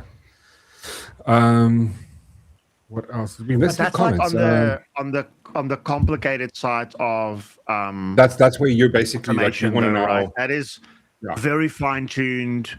Exactly what I wanted to do. Like, that's what you were talking about earlier. Yeah, I mean, I know what state the house is in, what's using power, whether we have load shedding, whether it's not. Let me quickly tell you like which ones I have. So I have a Telegram bot running. Integration with Telegram is easier than integration with WhatsApp, funny enough. If you have the app on your phone, it can send push notifications to your phone, but you need to pay like a $5 or a $2 a month subscription if you want to do it remotely. Else it'll only work when you're at home, right? And I have the Eskom power checker, which tells me and it sends messages, switches off the pool pump, whatever, messages reads the domestic, whatever, when Eskom power goes off. So battery state of charge. What we're talking about now, this is what not Home Assist does. This is what Node-RED does. No, Home Assistant does this. Home Assistant does this. I just created the automation in Node-RED. So Node-RED is Home Assistant's native way of doing it. Yeah, you didn't like that. You wanted to go running for like 5 years, right? Okay, 5 years ago, Home Assistant wasn't that simple to create automations. Okay. You needed to code. It's called YAML. The language is called YAML. You needed to write YAML language like natively. Now you can like ChatGPT your way through it and stuff, but I just kind of like stuck with Node-RED. I just like the workflow shows you what is where and how. Like you can visually see this thing is connecting to this thing, and it tells you this thing, and then it reroutes that way. Like you were saying, it's almost like a train track. Yeah, Bluetooth hole punches. So I have that. I have the load shedding. I have the outside lights. That's like, smart. It knows dogs going up or down. I have gas tank levels. I have something for the Quest, the Apple devices, stuff that's on timers. So it's not a timer because the timers would be like lights off at, 6 a.m. in the morning or whatever. Yeah. The outside lights will switch off when the sunset or sunrise happens. So it knows when sunrise is. So if I look at the timer every day, or when the outside light goes on, every day you'll see it move like by a minute or two, up or down, depending on which side of that's insane. Winter or summer we have. That's Kev. That's kind of where I want to go with, like, because I mean, this is sounding like super fun to do. And then it's like you don't remember the switch I told you about. So I only have one light in this room. Yeah. Okay. Like one roof light. So the light thing in the wall is a single switch. Yeah. But I replaced it with a 3-way switch. Okay. Even though the other switches aren't connected, it doesn't matter. The whole thing powers up because it only needs the one channel to switch on that light. Okay. But the other 2 channels, I've configured it to be my stream lights and to be the lights behind me, even though those lights aren't physically connected to it. So you can even link that. Yeah. So I can set that I push a button here and the pool lights goes off, even though it's not physically connected, right? Because this is all software defined. It's the state of this thing interacting with the state of something else, so long as both things are connected. That is so possibilities are endless. Dude, this is where I'd like to go. I mean, the one thing that anything that I'm annoyed at with my infrastructure is, I mean, you've now given me almost endless possibilities of where to go, which is awesome. The only thing, and this is what I don't know if you know, but like, what is the issue with Siri being retarded? Because like, you know, have you had the thing where you go like, I'm like, we're sitting there like, who's the actor from that movie? And then it goes like, well, I don't know. Why don't you look? I've Googled it and look on your phone. It's like, can't you just answer like Alexa does? Like, I don't know. Siri has become a bit of a problem lately. I use Siri a lot. Annoying. Yeah. And sometimes I just want Siri to set a timer for me and she doesn't want to listen. So I don't know what it is. I don't know if Apple's ecosystem is getting too busy for like the Siri interaction, because all of these things are working based on what's called like push notifications. So when the push notification services starts getting busy, that's like when these messages aren't flowing. It's like if I'm phoning you on WhatsApp, right? Yeah. What's actually happening is like the Apple service is telling your phone to say, hey, there's an incoming connection, pushing it back, and then your phone starts ringing. That's why sometimes you'll be like phoning somebody on WhatsApp and it doesn't ring on the other end. For you, it's ringing. It's like when that service starts getting confused. So, and I don't know if Siri is struggling with that, but I've had it in the past now. But like I said, I'm not using Siri that much to switch stuff on or off in the house. But for the most part, the stuff I care about, it's all context aware. It all just knows what state it's in.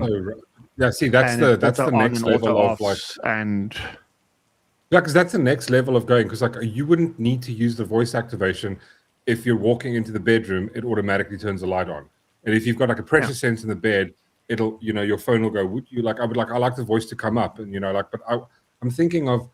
I can't decide whose voice I want. That's another thing I would like Apple to integrate, where you could decide, like, you know, maybe you could have like Megan Fox say it to you or something like that. You know, where it's like, hey, Mark, would you like me to turn off the lights? You know, because you're in bed and cuddly now. Like, you know, I want that to like expand now. That level of choice. What are you looking at me like that for, Dosron? So really? That I'm like, you need to check your standards. No, I'm talking about old. Whenever I say Megan Fox, I refer to Megan Fox from fucking Transformers, the first one, not Megan Fox. Todd. Doesn't matter. What do you mean? You should have just rather said Scarlett Johansson or something like that. You would have felt better. But listen, talking about Megan Fox, you know she's the only actress that can do like a whole movie in white jeans and not get it dirty. I know, dude. That's like she's like an Omo ad. She's like Omo hates her, dude. Omo hates her. Like she doesn't need her to clean her jeans. That would be a great ad for Omo. You just take a clip from Transformers. 5 hours later, still Omo white. So the thing is with that, that's like a whole different thing, is the whole voice assistant thing, because you would need something that can change voices, though, I guess, right? So almost like how you have the different voices in ChatGPT or Gemini or Grok or those things. So you would need something that integrates with that. I've not looked at integrating ChatGPT directly from like a voice perspective to your house. I also don't think I want to. Because you don't want. I'm just feeling like Skynet vibes, though, right? Let's just No, I know what you're saying. This is like the territory AJM was saying. Like, listen, this is the only issue. Obviously, it's like, because I mean, like, so with Home Assist, it's like, are you connected?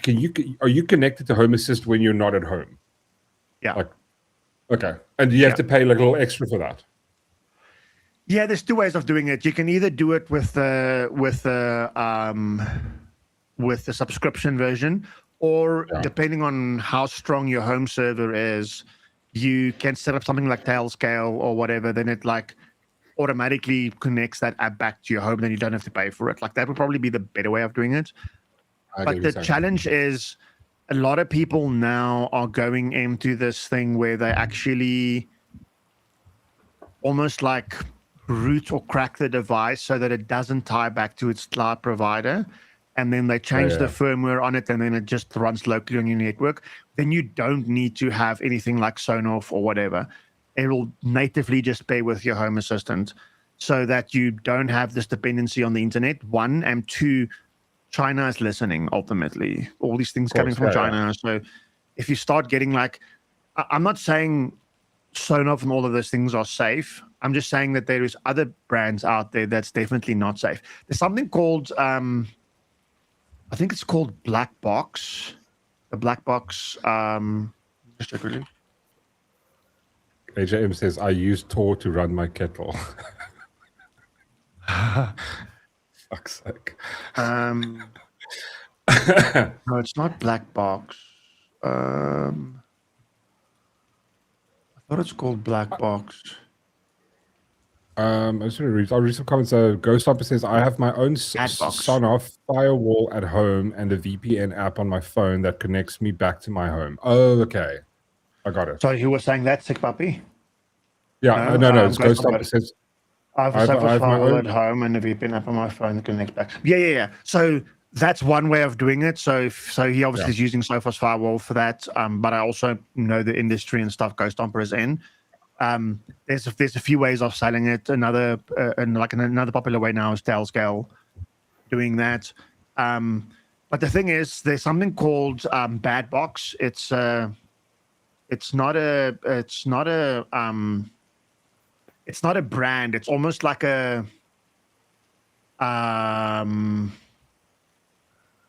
it's like a malicious thing that the Chinese are doing, where they're almost like shipping devices pre-installed with malware, especially the cheaper knockoff brand alternatives of stuff, right? So inherently those things comes with malware, and that malware almost becomes like a command and control server on your network. So for example, these Roombas, right? They're super expensive. These little robot vacuum cleaners, right? Yeah.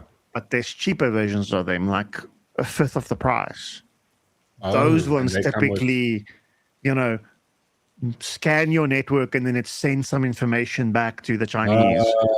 And the reason why that's important, though, right? And I think tech companies are to blame for me in this, because I don't expect everybody to be like super tech savvy, right? But just as people can set up their own Netflix, I also want technology to be at a point where people can just set up their own Roomba, set up their own smart switches and all that stuff, though, right? But the tech needs to force you to change the default password and not use like admin, or not use a simple password or something like that, or to force you to enable multi-factor authentication, all of those things, though, right? But a lot of the tech doesn't. So people are sometimes so happy that they got this thing to work that, I just got my CCTV to work, or I just got my sonar to work. They don't change the password, right? Or I hate changing my password, so I just leave everything admin123 or password 1, whatever it is, right? So this bad box firmware or software that's sometimes bundled with this cheap tech scans your home network. It figures out vulnerabilities. It sends it back to the Chinese. I'm like super dumping this into like a simple one paragraph now. No, what the Chinese then do to this stuff is they sell that information, and then that is like how they create these denial of service attacks on big companies. They're using like all of these distributed networks around people's homes where they compromise like something in your house and then use your internet line to like do a denial of service on somebody. Like if you Google now, like the world's largest, I think Cloudflare largest DDoS block was the other day now. Cloudflare blocked in mid-May. Cloudflare blocked a 7.3 terabyte per second denial of service attack, right? Then there was another one, a 29.7 terabyte per second denial of service attack. That's like a massive denial of service, which is like garbage data on the internet that you are forcing towards somebody or something, and then essentially you take that service offline, right? So Cloudflare blocking that data has to come from somewhere, right? It's not like one guy sitting in his mom's basement hacking somebody and like he's doing a denial of services. No, he's kind of like getting these sleepers around the globe, all the devices that's been hacked, whatever on the globe, and you kind of like assembling them to like have like one command and say, and all do it when at I the same drop time. this flag, you guys do this to that IP address. And then that's how the attack, wow. that's a denial of service, right? Or a distributed denial of service attack, a DDoS. So, like, there is this one thing where this black box thing, this bad box thing is like this cheap tech has like this firmware that could get hacked. Not could, it's been proven. That gets hacked, talks back to the Chinese, and then they kind of like use your network as a jump box to attack somebody. Hectic. HM says they just hacked and leaked the entire Spotify library. Merry Christmas. Where the fuck did that happen? Hectic. Hacked and leaked.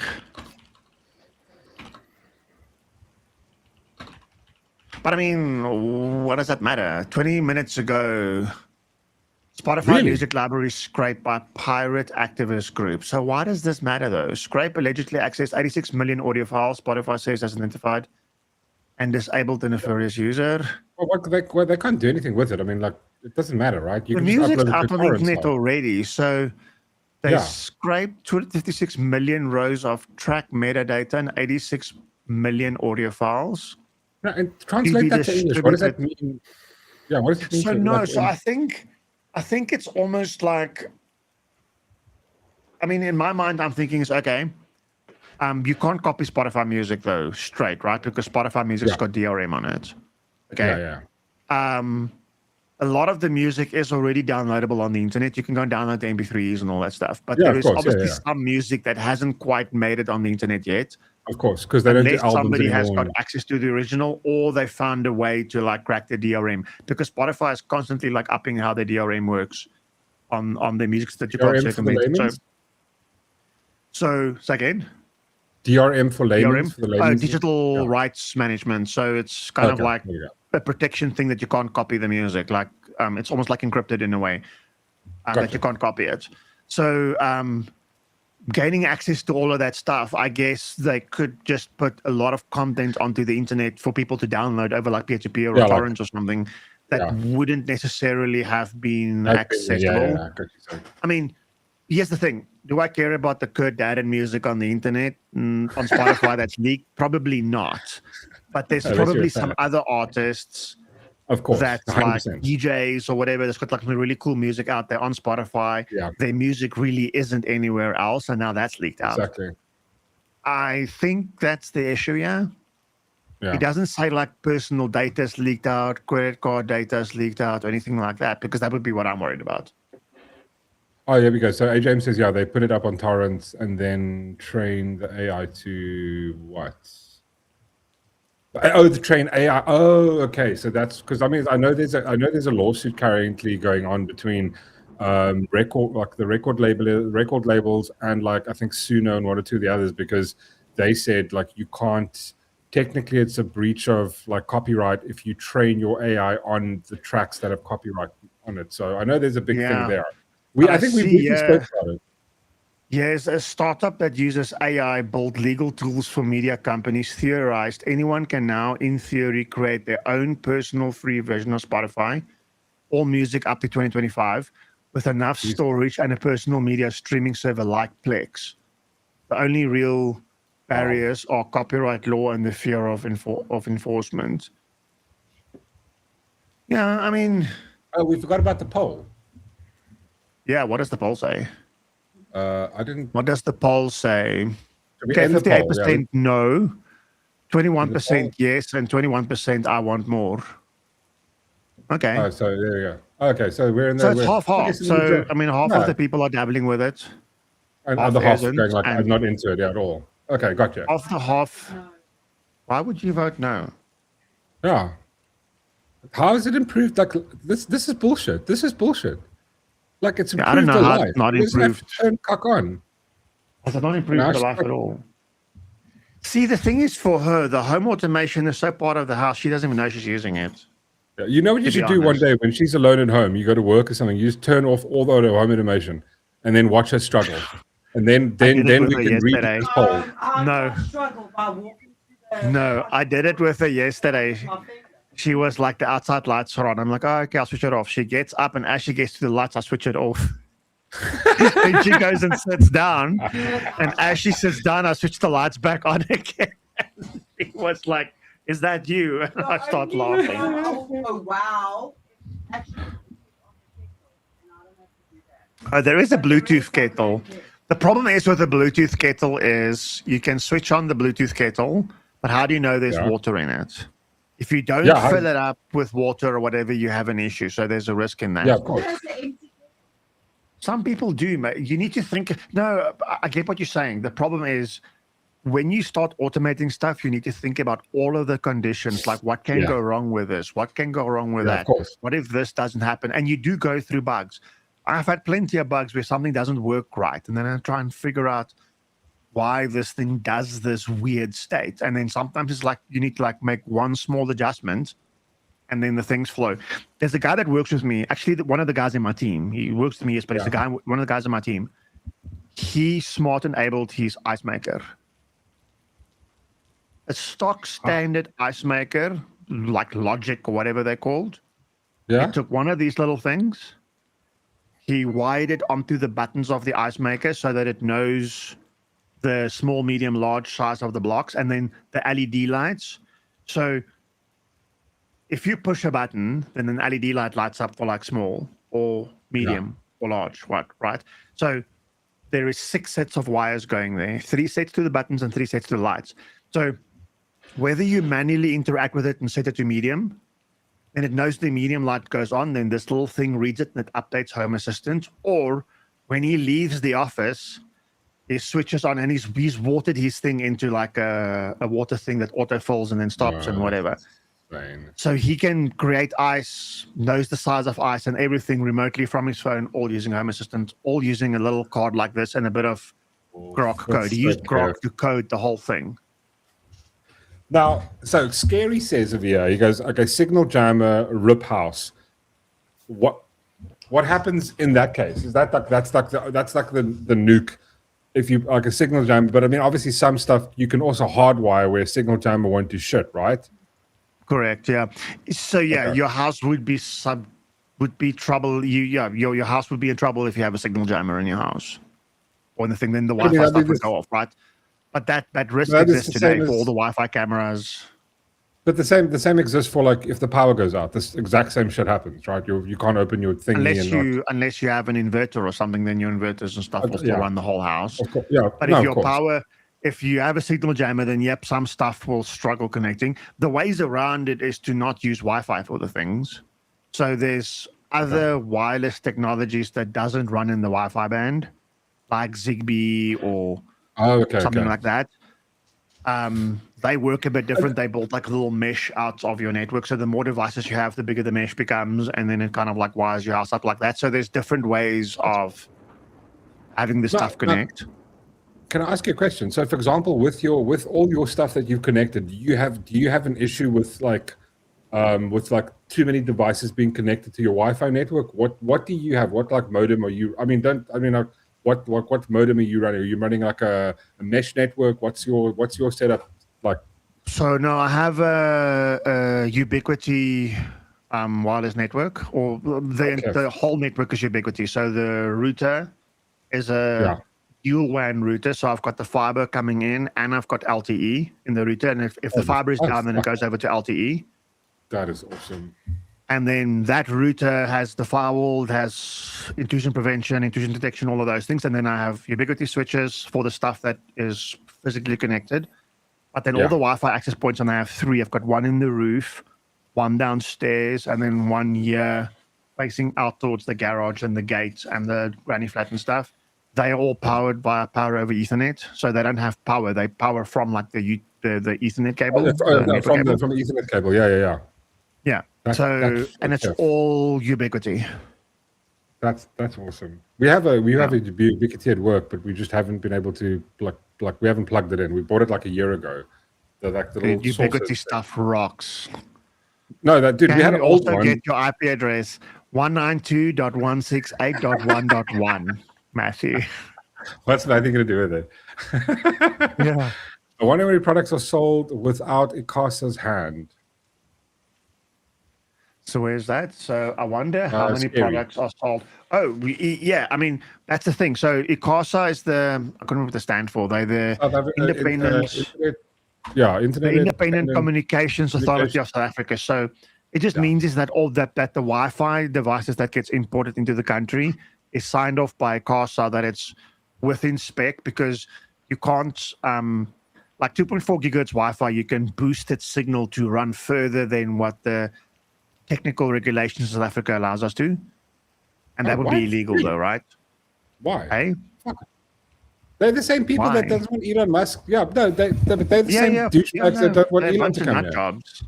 Yeah, fuck No, him. I get that, but I mean, they have to certify all of these devices. So all of these brand stuff like Sonos, whatever, all of these things are CASA certified. There are some Chinese stuff that's not. Does it mean it will work? It won't work? No, it will work if it complies to the standard of 802.1 whatever, or 802.1ax or whatever Wi-Fi it's got. It'll work. But they might have done something else to it, like boosted signal, whatever, and then it starts becoming illegal. The only legal thing I know about boosting signals is if you're pointing it out towards the sea. So if you have like an antenna that points out towards the sea, you can boost it as far as you want. Obviously, you can't boost it unlimited because there's noise. But I mean, if you run like a wireless network down by the coast and it points to the sea, then you could boost it. Why can't you? But why can't you boost it over other people's houses? It's like, what is, because they own the airwaves? No, but you start getting interference and stuff. You start creating interference because 2.4 gigahertz, 5.8 gigahertz, 6 gigahertz is a unlicensed space. So you don't have to pay for the license, for the wireless license. You know, like these walkie-talkies. They all operate like in the free space, but the police walkie-talkies or military walkie-talkies, they have like a licensed frequency that you have to. Okay. You're saying. Just a question from John says here, like my Asus AI mesh is not working that great for me, dude. I just got these. I can't show you. It's like the Asus. Like AI mesh, just like extenders, and they're absolutely fucking phenomenal. I'm loving it, because I used to have like a whole bunch of different things, and now I've got one AI mesh network, and I have not had a single issue with it. The Asus kit is usually nice. I mean, I love Asus. I would stay away from TP-Link. Anybody has I'm not a TP. That's what I had before. I had my Ace. So when I moved into the house, I was like, listen, now it's time to buy like a proper router, and I got myself the Asus Tough AX5 400, and it's like it was just just a great router. I can log into it, just everything kiff. And then I had a little extender, because like it's on the one side of the house. So I got an extender. It was TP-Link, but it's like it just constantly. You go into the bedroom, and then you got like it's now still connected to the other Wi-Fi because it's at the edge, but I'm not getting internet, and then it goes to, but it's not connecting, and it drove me insane, and now I'm just connected everywhere, and it's really awesome. Yeah. The thing with extender is they sometimes a hit or miss. Like I wouldn't mix technologies, and if I can get away from having extenders and hardwiring the APs, that's always going to be best, right? Because that's what I've done. You can't make a shit signal good, so you have to kind of like have the two extenders be in range so that it can pick up the signal and boost it again. And then there's different theories on how you set the stuff up. So again, hard to understand the exact problem that I can't remember who made the comment that they had on their Wi-Fi.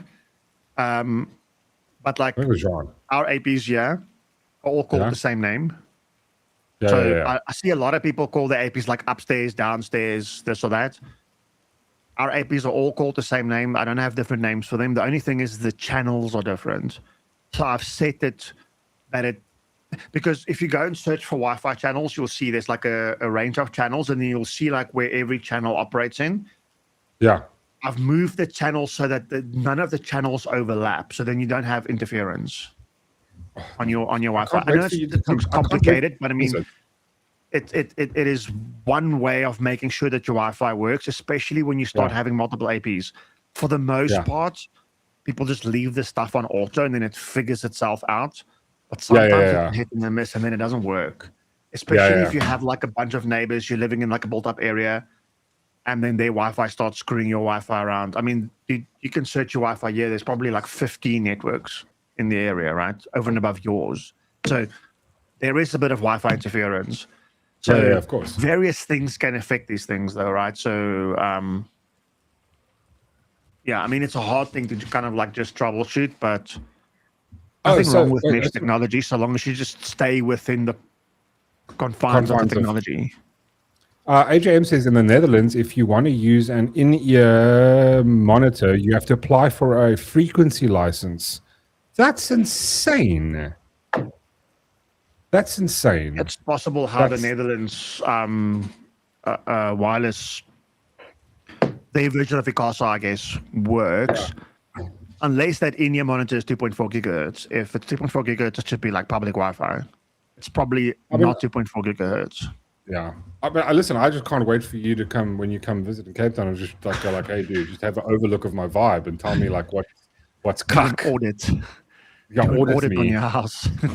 like a security complex. What? Like security complex? Yeah, security complexes. Hein Joburg is like in a security complex. Yeah, there's plenty of Wi-Fi around. Yeah, you can pick up your neighbor's Wi-Fi. I mean, I could check my neighbor's my Wi-Fi as well.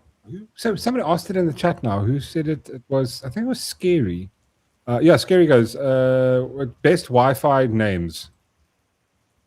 What was the best? Oh, it hurts when IP. It hurts when IP. That's a good one. That's like a tech That's a good one. Yeah. The other one I saw is like police surveillance van or FBI surveillance van or something. Yeah, I've seen a few ones that are quite funny. Now for the love of me, I can't think of a single one. I saw a cool thing somebody built the other day. It's a little hard to show it now, but like you get these small little servers called microservers. Okay. Yeah. So it runs like server tech, server processors and kind of stuff, but they're literally like a small little cube, and you can run like some AI workloads and whatever in these things. I saw people doing this thing in like a SWAT van. So like a SWAT van having like this local AI server that does like super fast image recognition and facial recognition. And then the cameras on the SWAT team's chests would beam the Wi-Fi to that thing. And then as they're like raiding a building, it is picking up faces and whatever, feed it to the server. It looks for certain suspects' faces because again, you're only looking for like certain faces. You're not looking for everybody's faces, right? And then in like near real time, it would tell you like, you know, safe, unsafe, safe, unsafe, safe, unsafe, whatever, which is quite cool. That's awesome. Yeah, fucking Wi-Fi. That's awesome. Yeah, I mean, that is the other challenge though, right? People have a lot of smart devices on their home network. They don't have proper security on that stuff. And then that is one way of getting hacked. Yeah. SAP network scanner. What was last night? I saw Gavin got, I think he's like, because randomly, all of a sudden last night, I got a whole bunch of notifications from Gavin, like about this, like, what's that fucking retard, that dude, that Mr. Beast crypto coin. I was like, what the fuck? Yeah. And then I saw Gavin posting it every single channel. I was like, oh shit. So I reached out to Gavin and I didn't reply on WhatsApp. And then I noticed this morning, like he replied this morning, somehow he got locked out of his, somebody hacked his, I think his Discord account. So I think he's trying to get multi-factor authentication, everything, even 100%. Multi-factor your WhatsApp, your Telegram. I know it's a pain in the ass. I know, but it's worth it, dude. Yeah, I had an issue like it was about 3 years ago where I woke up the day after the 1st of January. I woke up and like there was like 5 messages from Facebook going like, are you sure you want to change your email address? All the shit, and there was no way for me to. And it was just I lost my entire account. Like all my photos gone. Like years and years. Same thing happened to Reese's sister or my sister-in-law. Her whole account gone. Photos, her business account insane. She had linked to it, everything gone. It was bad. Sure.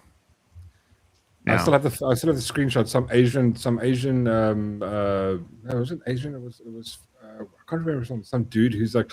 And apparently it happened to like a couple of 100,000 accounts where this one guy hacked it and changed the profile picture to some Asian singer. And that was it. And I was like, I was thinking the only reason they wanted to do it was so that you could go, because the only thing they changed the picture and said follow me on Spotify or some cock, and I was like, what the fuck is that? That's the only reason you did it? Insane. Crazy. Yeah, man. Crazy. But yeah, I lost like fucking everything. It was terrible. It's like photos and all like memories and shit. Like now I'm like, for fuck's sake. So now I don't even use Facebook anymore. It's legendary. Sammy is your friend. What games? What? Ghost Thumper, what games are there that teach you logic to make you think about home automation? Satisfactory? Yeah. Or, wait. Just logic. I'm thinking. I think we've covered everything home automation. So I think, and also Darth Sean doesn't seem like it's his topic because obviously he doesn't have a whole bunch of home automation stuff. But you know what? Darth Sean is a specialist in Whistler. He's a specialist in Fallout 4. In Fallout 4, do you want to talk about Fallout 4? Yes, I do, because I've been bitching at Whistler since the other day to like, dude, just, you know, like, he was like, he's going to play Fallout 4 when he starts streaming in the beginning of January. I was like, bro, like, no, come now. Like, you need to have some enjoyment. And you said you've just started. You're basically, jamming. You've just started. You've created your character. Darth Sean, are there any tips that you can give Whistler just right off the bat? Because I remember last time you helped the fuck out of me because I was going like, loot everything. But loot everything. But like, remember, he's just starting out. Limited bag space or limited carry weight. No. Cups, everything. Because like the thing that you'll notice, you can. Oh my god! Just once you get out, you're still stuck in the vault. If I'm not mistaken. You're out of the vault, or where are you? No. He's still in the vault. He's just killed. I'm still in the vault. I just got out of my pod, and then I started picking up stuff, and then I got the baton, and I started killing the cockroaches. And I'm like making my way through that now. Okay, cool. Right. Yeah, once you get out, send me a voice note. But I will. But give us some. What if other people are playing? All right. Okay. The first thing is you need to go to that first little town, right? Yeah, well, you have to, as you can't get past it. It's so go to the first little town, the sanctuary place. You know where you ran, where your home was, where you grabbed the kid basically and go ran back. Oh yeah. Go back coming out of that thing that went underground. That's right. Yeah. And then you'll once you're there, there's like a little quest with the robot. And then once you're done with that quest, my suggestion is go into each house. No. Yeah, before you don't bother going to Red Rocket as he doesn't have to worry about that yet. Okay. Sorry. Yeah, the first thing you do is literally you're gonna go to, it's called like a workbench. Yeah. And once you click workbench, you can literally go into like an edit screen and you can dismantle everything. Yeah. Okay. In the entire section. And it will be like a settlement. So scrap everything. So get everything to its you have raw like material. an encumbrance mechanic in the game or something? Or No. So what is nice is you can store all the stuff you pick up. Once you break it down to its core element, you can store it in the workbench. So it becomes your material that you build with. Oh, okay. And then anywhere in the game where you get to the workbench. You'll find there's different settlements that each settlement has a workbench. Yeah. So and they'll be all different. Yeah, every settlement's different. But like to start off with Sanctuary, like once you get down there, what I normally do is to break it down to its core element. You'll find like you find like you'll see next to the workbench, there's like a house that looks like there's nothing. It's just like a pile of scrap. You can scrap that entire thing, the entire house. So then you just got the foundation, and then what you do is you use that. You just drop all your items. So your cups, whatever you can find, just drop it right there on the ground. Onto the ground, and you go into like the workbench mode, and you start breaking down each item, and it will automatically store it into your workbench. Yes. So basically, say for example, say like where you are right now, right? You're busy scurrying around the vault, and you'll pick up like a ceramic cup, and you'll pick up a fucking this, you'll pick up that, you'll pick up a whole bunch of stuff. When you get to your first settlement and there's a workbench, all that stuff you're still holding it. What you do is you just like clear an area, drop it on the ground, and then you just click on workbench mode. Like what is it? What is it? Yeah. It's it's different because he's on PC, so I'm not sure what. But you'll open up Workbench. It's I think it's a key or something. Yeah. Yeah, it's a key that you press it automatically. Yeah. Once you're in a settlement, you don't have to go click on the workbench. To initiate the original workbench, you go and click on it. Yeah. And then after that, like on my controller, what I'll do is I'll go click on the workbench, exit the workbench, and then wherever I am in the settlement, if I hold down the touchpad, it automatically opens up the workbench as long as I'm in my settlement. And then you can also break down. Yeah. I'm like 10 minutes into the game or 15 minutes into the game, and I am just in general enjoying like the storyline stuff, whatever, though, right? So, because I'm not usually one for like story mode games, and I never played the games. And then we watched this series earlier this year, I think. Fallout on, I think it was on Amazon. On Amazon Prime. We watched Fallout, and it's like, okay, this is quite good. And then you guys told me about the game. So I'm quite excited about it. Also, like the thing is, I just want to forget. Say. I'm putting something in chat. That game is called Wild True Learn. So if somebody wants to like learn to do like puzzle games, which is essentially what home automation is, like solve this puzzle. When this light does that, when this does this, if this, then that, do this, then that, whatever. That is quite a fun game because it's got that same form of logic that you build into Node-RED, like where you draw these little things. It's quite a cool game to play. I've got like 60 hours in the game. I know it's not a lot, but 60 hours is a lot for this puzzle game. I just want to say one thing about like the whole deconstruction thing. Don't worry about that. All you do is when you get your first settlement in Fallout, everything that you've picked up, just dump it into your workbench. You can everything you pick up, you keep going back, you dump it in there. And in the beginning, you'll have one settlement. Later on, you get more. They're not connected. So but eventually you can connect them. I think you've got to do a mission or something, and then you unlock ability. All your resources are shared amongst the settlement. That's what I was wondering. But you have to unlock that feature or something. Yeah. So it's further down in the skills. So that's what I'm saying. The suggestion is get up to level 15. So there's a skill tree in the game. You explained it earlier, I think. Special. The special vibe. And then from there, once you've got that. So one of the things is like, the perk charts, basically that's your special. And then one of them is like you can do like a thing where it connects those settlements. But in the beginning, you don't have to worry about that. It's like it's nice to have, but okay. I see Iron Fist, Big Leagues, Armorer. Sean was telling me about Armorer, Blacksmith, Heavy Gunner, Strongback, Steady Aim, Basher, Rooted. Oh, that's just under strength. Then you have like perception. You have like a bunch. Endurance. So the best thing to do is there's on the Automatron DLC. There's a glitch. Yeah, a couple of glitches. Yeah, where you can level out your character. So you're just spamming a button, and it levels you up. Okay. It just helps in the beginning, just so that you can get past, because you struggle. No, I want to. You want to struggle. I like struggling. Okay, well, this is perfect for you. Yeah. Then you can invest points in, for example, the strong back, where you can carry more stuff. You can invest points under, I think it's your companion as well. So whatever companions got with you, they shoot better. They can carry more shit for you. Okay. So it just helps. That's another thing. Then you can play the game without having to worry about that. Yeah, and you can get the supply lines set up quicker.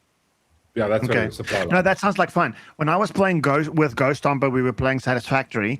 In the beginning, we were like crafting some of the stuff manually. So I set up one of the buttons on my keyboard that if I press it, it'll spam the space bar.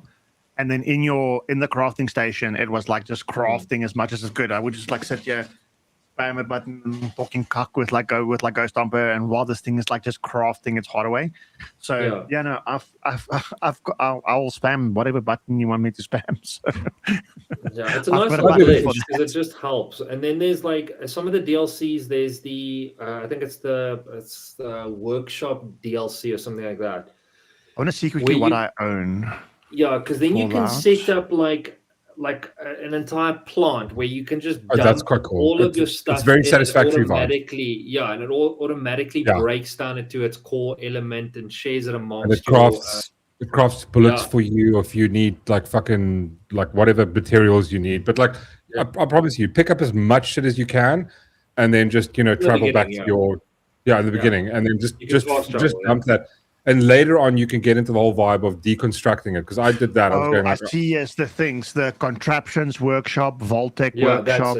That's it. Yeah. Far Harbor, high resolution texture pack, Wasteland. And I know there's I know that on PC the modding is absolutely insane. So you can actually apply a mod where if you're not digging the sort of Wasteland look, you can apply a mod where it makes everything look lush and green and fucking awesome. But overgrown. I like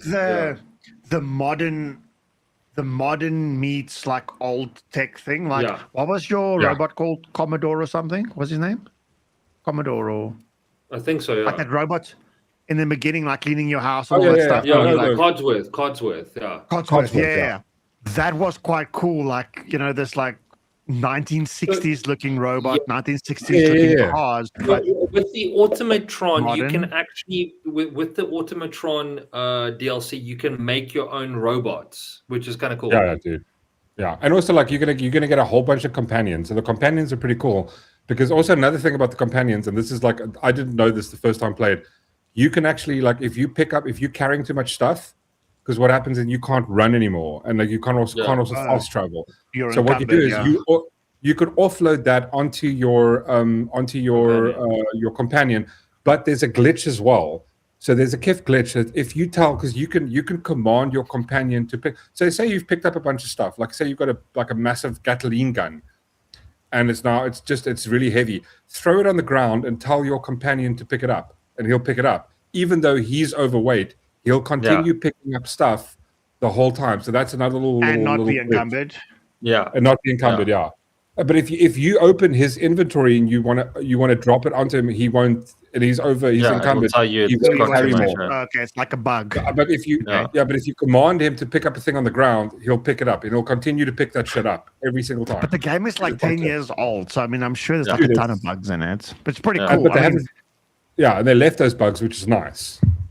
I've got 1.1 hours on record, so that's how long I've played. CR says dog meat I constantly was gets in the way. messaging you and Sean. Dog meat constantly gets in the way in the game. It's your first companion you get. Yeah. It's like it does get annoying. Like they get a bit of annoying. So like what is nice with the glitch, the level up glitch, is you can unlock certain skills. So for example, when you're on your own, your carry weight is ridiculously high, so you can carry a lot more stuff, and you're a little OP, so like you don't have to worry about getting too much damage. Because obviously the further you go away from the place you start off, the more difficult enemies become. They just become like fucking there is a very nice skill to unlock, which is when you're over encumbered, you can still fast travel. Oh, that's another one to unlock. Okay. Yeah, so at least when you've got I'm looking forward to this. So that's like because I started playing Jedi Fallen Order today, and it's like I don't like this game. I don't like the mechanic of the game. It's almost like you need to play it with a controller, and I'm like, no. Then I switched to Fallout, and now it's like I know I'm like 10 minutes into the game, and it's like, shit, do I want to play this now? Do I play it on stream? No. Play it now. No, but all you do is do this. So I've got a theory set for you. So like, do this, right? Play it. Such a wanker. So I've got a theory for you. Do the following, right? Play it now as it is, and then just carry on. And all you do is when you start your stream, just play the intro. Play the intro from where it begins, getting into the vault, getting out of the vault, and getting to the place. And then when you actually play, there it is. And then you go like, guys, Okay. okay, so now here's a gap, and I've built one or two couple of structures. Yeah, because Okay. it takes time. to I promise you. stream it, like once you get into the building or fixing up your settlement, it is. Yeah, bro. I mean, I'm constantly Hours. tweaking. I think my Yeah. character's on level, I think 180 something, and I'm still So tweaking. the same game that you're playing. Yeah, same game. I think, and I can go up. You can go up to like I think 500, level 500 or something like Yeah. that. It's ridiculously high, but like I'm at 184, I think, or 186, and I'm still upgrading my like settlement. And keep in mind, this is one settlement. You can have like I think there's so many settlements. You have so many settlements, and each one you can connect, and you got to you got to defend them, and you got to get people there to like do farming. So you put up and like a radio beacon that why calls would people to there, and people then go to Fallout 76? Because Because it's Fallout online. 76 plays before Fallout 4. Fallout 4 is Yeah. like in 2077, and then Fallout or 2177 or something. So And then Fallout 76 is like 100 So- years before that or something. yeah, so Fallout 76 they made because they wanted to go online, so you can play MMO, with. basically. I can play with Mork online. yeah, Okay, because And you had it's- Fallout 3, then you had New Vegas, then you had 4. Yeah. Then they brought out And then 76. Yeah. Kind of like which it, takes. it which came take- after, but it's before Fallout 3 almost or something. Like Yeah. think in the about it timeline. like in the sense of like what's it called, the silo, right? There's like okay, I'm not going to spoil anything. Maybe there's more of them, right? Love the So silo. every single vault has, obviously, because you start off and you get into a cryonic chamber, right? So people can wake up at different times. So obviously with you're waking up now. With Fallout 76, it's said 100 years earlier, with whoever people in that area in that vault, they woke up at that time. But 76, I didn't enjoy because there was this It was weird very thing about every glitchy, time you log yeah. out, when you log out, your base disappears. You've got to like put this, and other people can come and take your spot because it's on like It's a almost server become map. like PvP. It's basically that. So Yeah. then, like, you've got to if you log back in and you've been out of the game and you log back in, and someone has come to your spot and put their base up. Your base no longer exists. You get a backpack and you've got to take it to a different location and put your base up again. And it's like you don't have to build it from scratch. It pops up and it's annoying. Okay, no, I like Silo. Because I think we watched I like Silo Silo. because You we watched it watched now. Fallout, the TV show. So I like Silo, but again, I like those whole post-apocalyptic dystopian type of Okay. like TV Love shows, dystopian. games, movies. That's my favorite genre. If we add like open world and crafting to it, then hours will No, be you sunk think- into that game. Yeah, you're gonna enjoy it. Like once you get out of the, I mean, my suggestion is just get up to level 15. Yeah. And also check Yeah. out your Pip-Boy thing that he's got, like the menu, because Oh, there's also, yeah. for example, you can tune into the different radio stations. So you can have like old school music playing while you're Oh, that's running quite around. cool, yeah. And That then, like 70s, 80s music. It's very yeah. kiff. Okay. But then you also run into certain locations, like a new radio signal will pick up on your Pip-Boy. It will pop onto the screen. And if you open Yeah. up, sometimes it's a quest. Yeah. So you're like which you you're mission can- around. Yeah, you're mission around. All of a sudden, it says new radio location discovered, and then when you Yeah. tune into it, there's some emergency broadcast and going, "Hi, please help us. We're in this thing," and then you'll rock up and you'll discover a vault like you've come out of, like that you're currently in. Then you'll get into that vault and find a whole bunch of cuck there, and like it's pretty awesome. Okay. I love the Put game. my I put hours character- into that. I put my character in. I DM'd you my character. So I went through the character creation screen, and then I sent it to you guys earlier. So it's the biggest beard that I had. So close to start. Okay, it wasn't bigger beards. No, but This also was- once you get to like the main city, they've got a barber. Yeah, And you they can offer go you shave. different styles as well. That's Yeah, not added- in added on the stuff. yeah. Yes. Well, not added on stuff, but there's different stuff that you can get that's not here in your Like character. in the main creation. screen. Okay. Yeah. Yeah. No, it's pretty cool. I'm looking forward. I'm probably gonna play it for like a bit off the stream, kind of like jam. Because I was playing with Ghost Humper, we kind of like clocked Satisfactory, which is a lot of fun. Holy We've shit! clocked the That's great. storyline for the game. So now we can basically just play like in creator mode and like optimize and build our base and things we probably still do. But I mean, that was quite fun. But yeah, this Fallout, like I love the TV series, which is why I've been like dying to get into the game. You know what? You know why I love the TV series? Because it was, if you play the game, if you look at like the art department, whoever fucking they hired for the art department for Fallout the series, the amount of detail is absolutely insane. Because like with you going through, like as soon as you get outside, the way everything looks, the dirt, the shit everywhere, that is exactly how it feels in the series. Like the series, I was going like, that's insane that they mirrored it. And the series so played off perfectly. after everything, right? The series is like in 2296 or something. Yeah. No, I think it's a really kiff game. You're gonna enjoy it. Like honestly, and then if you have any issues, you know who to contact.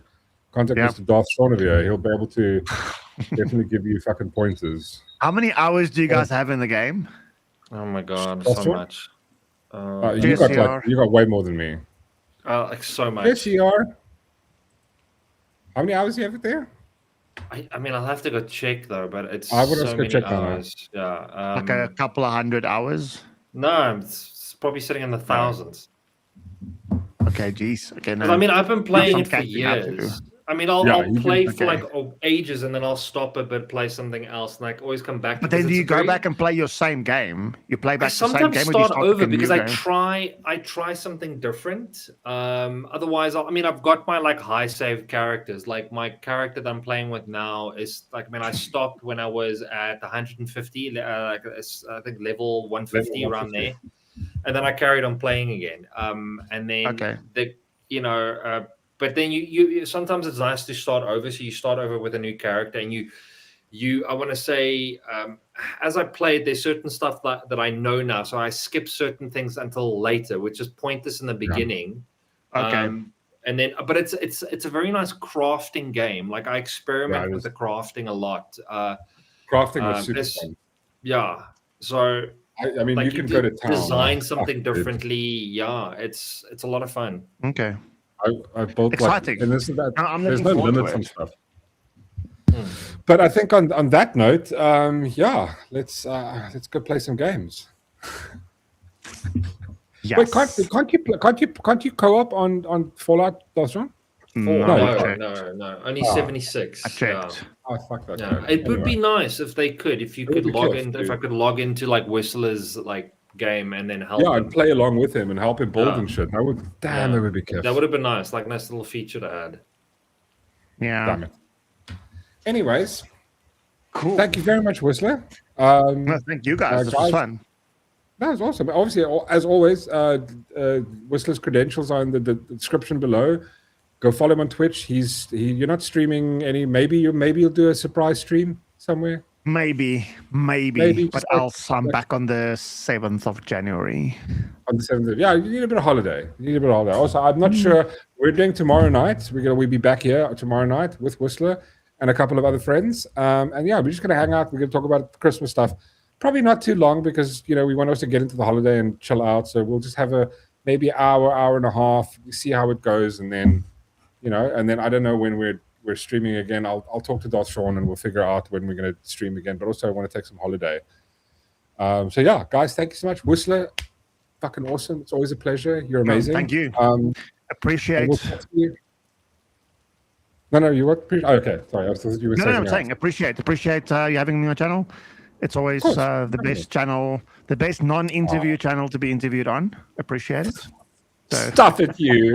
Stuff it, you. Love it, and I look forward to our future chats. Yeah, Kev, dude. I can't wait to see you tomorrow night. We're gonna have a fun time tomorrow night. So yeah, on that note, guys, catch us tomorrow night. So tomorrow night at 7 o'clock, 8 o'clock tomorrow night. 7:30, 8 o'clock tomorrow night. We're gonna have some fun. Guys, have an awesome evening, and we'll see you guys tomorrow. Okay. Bye.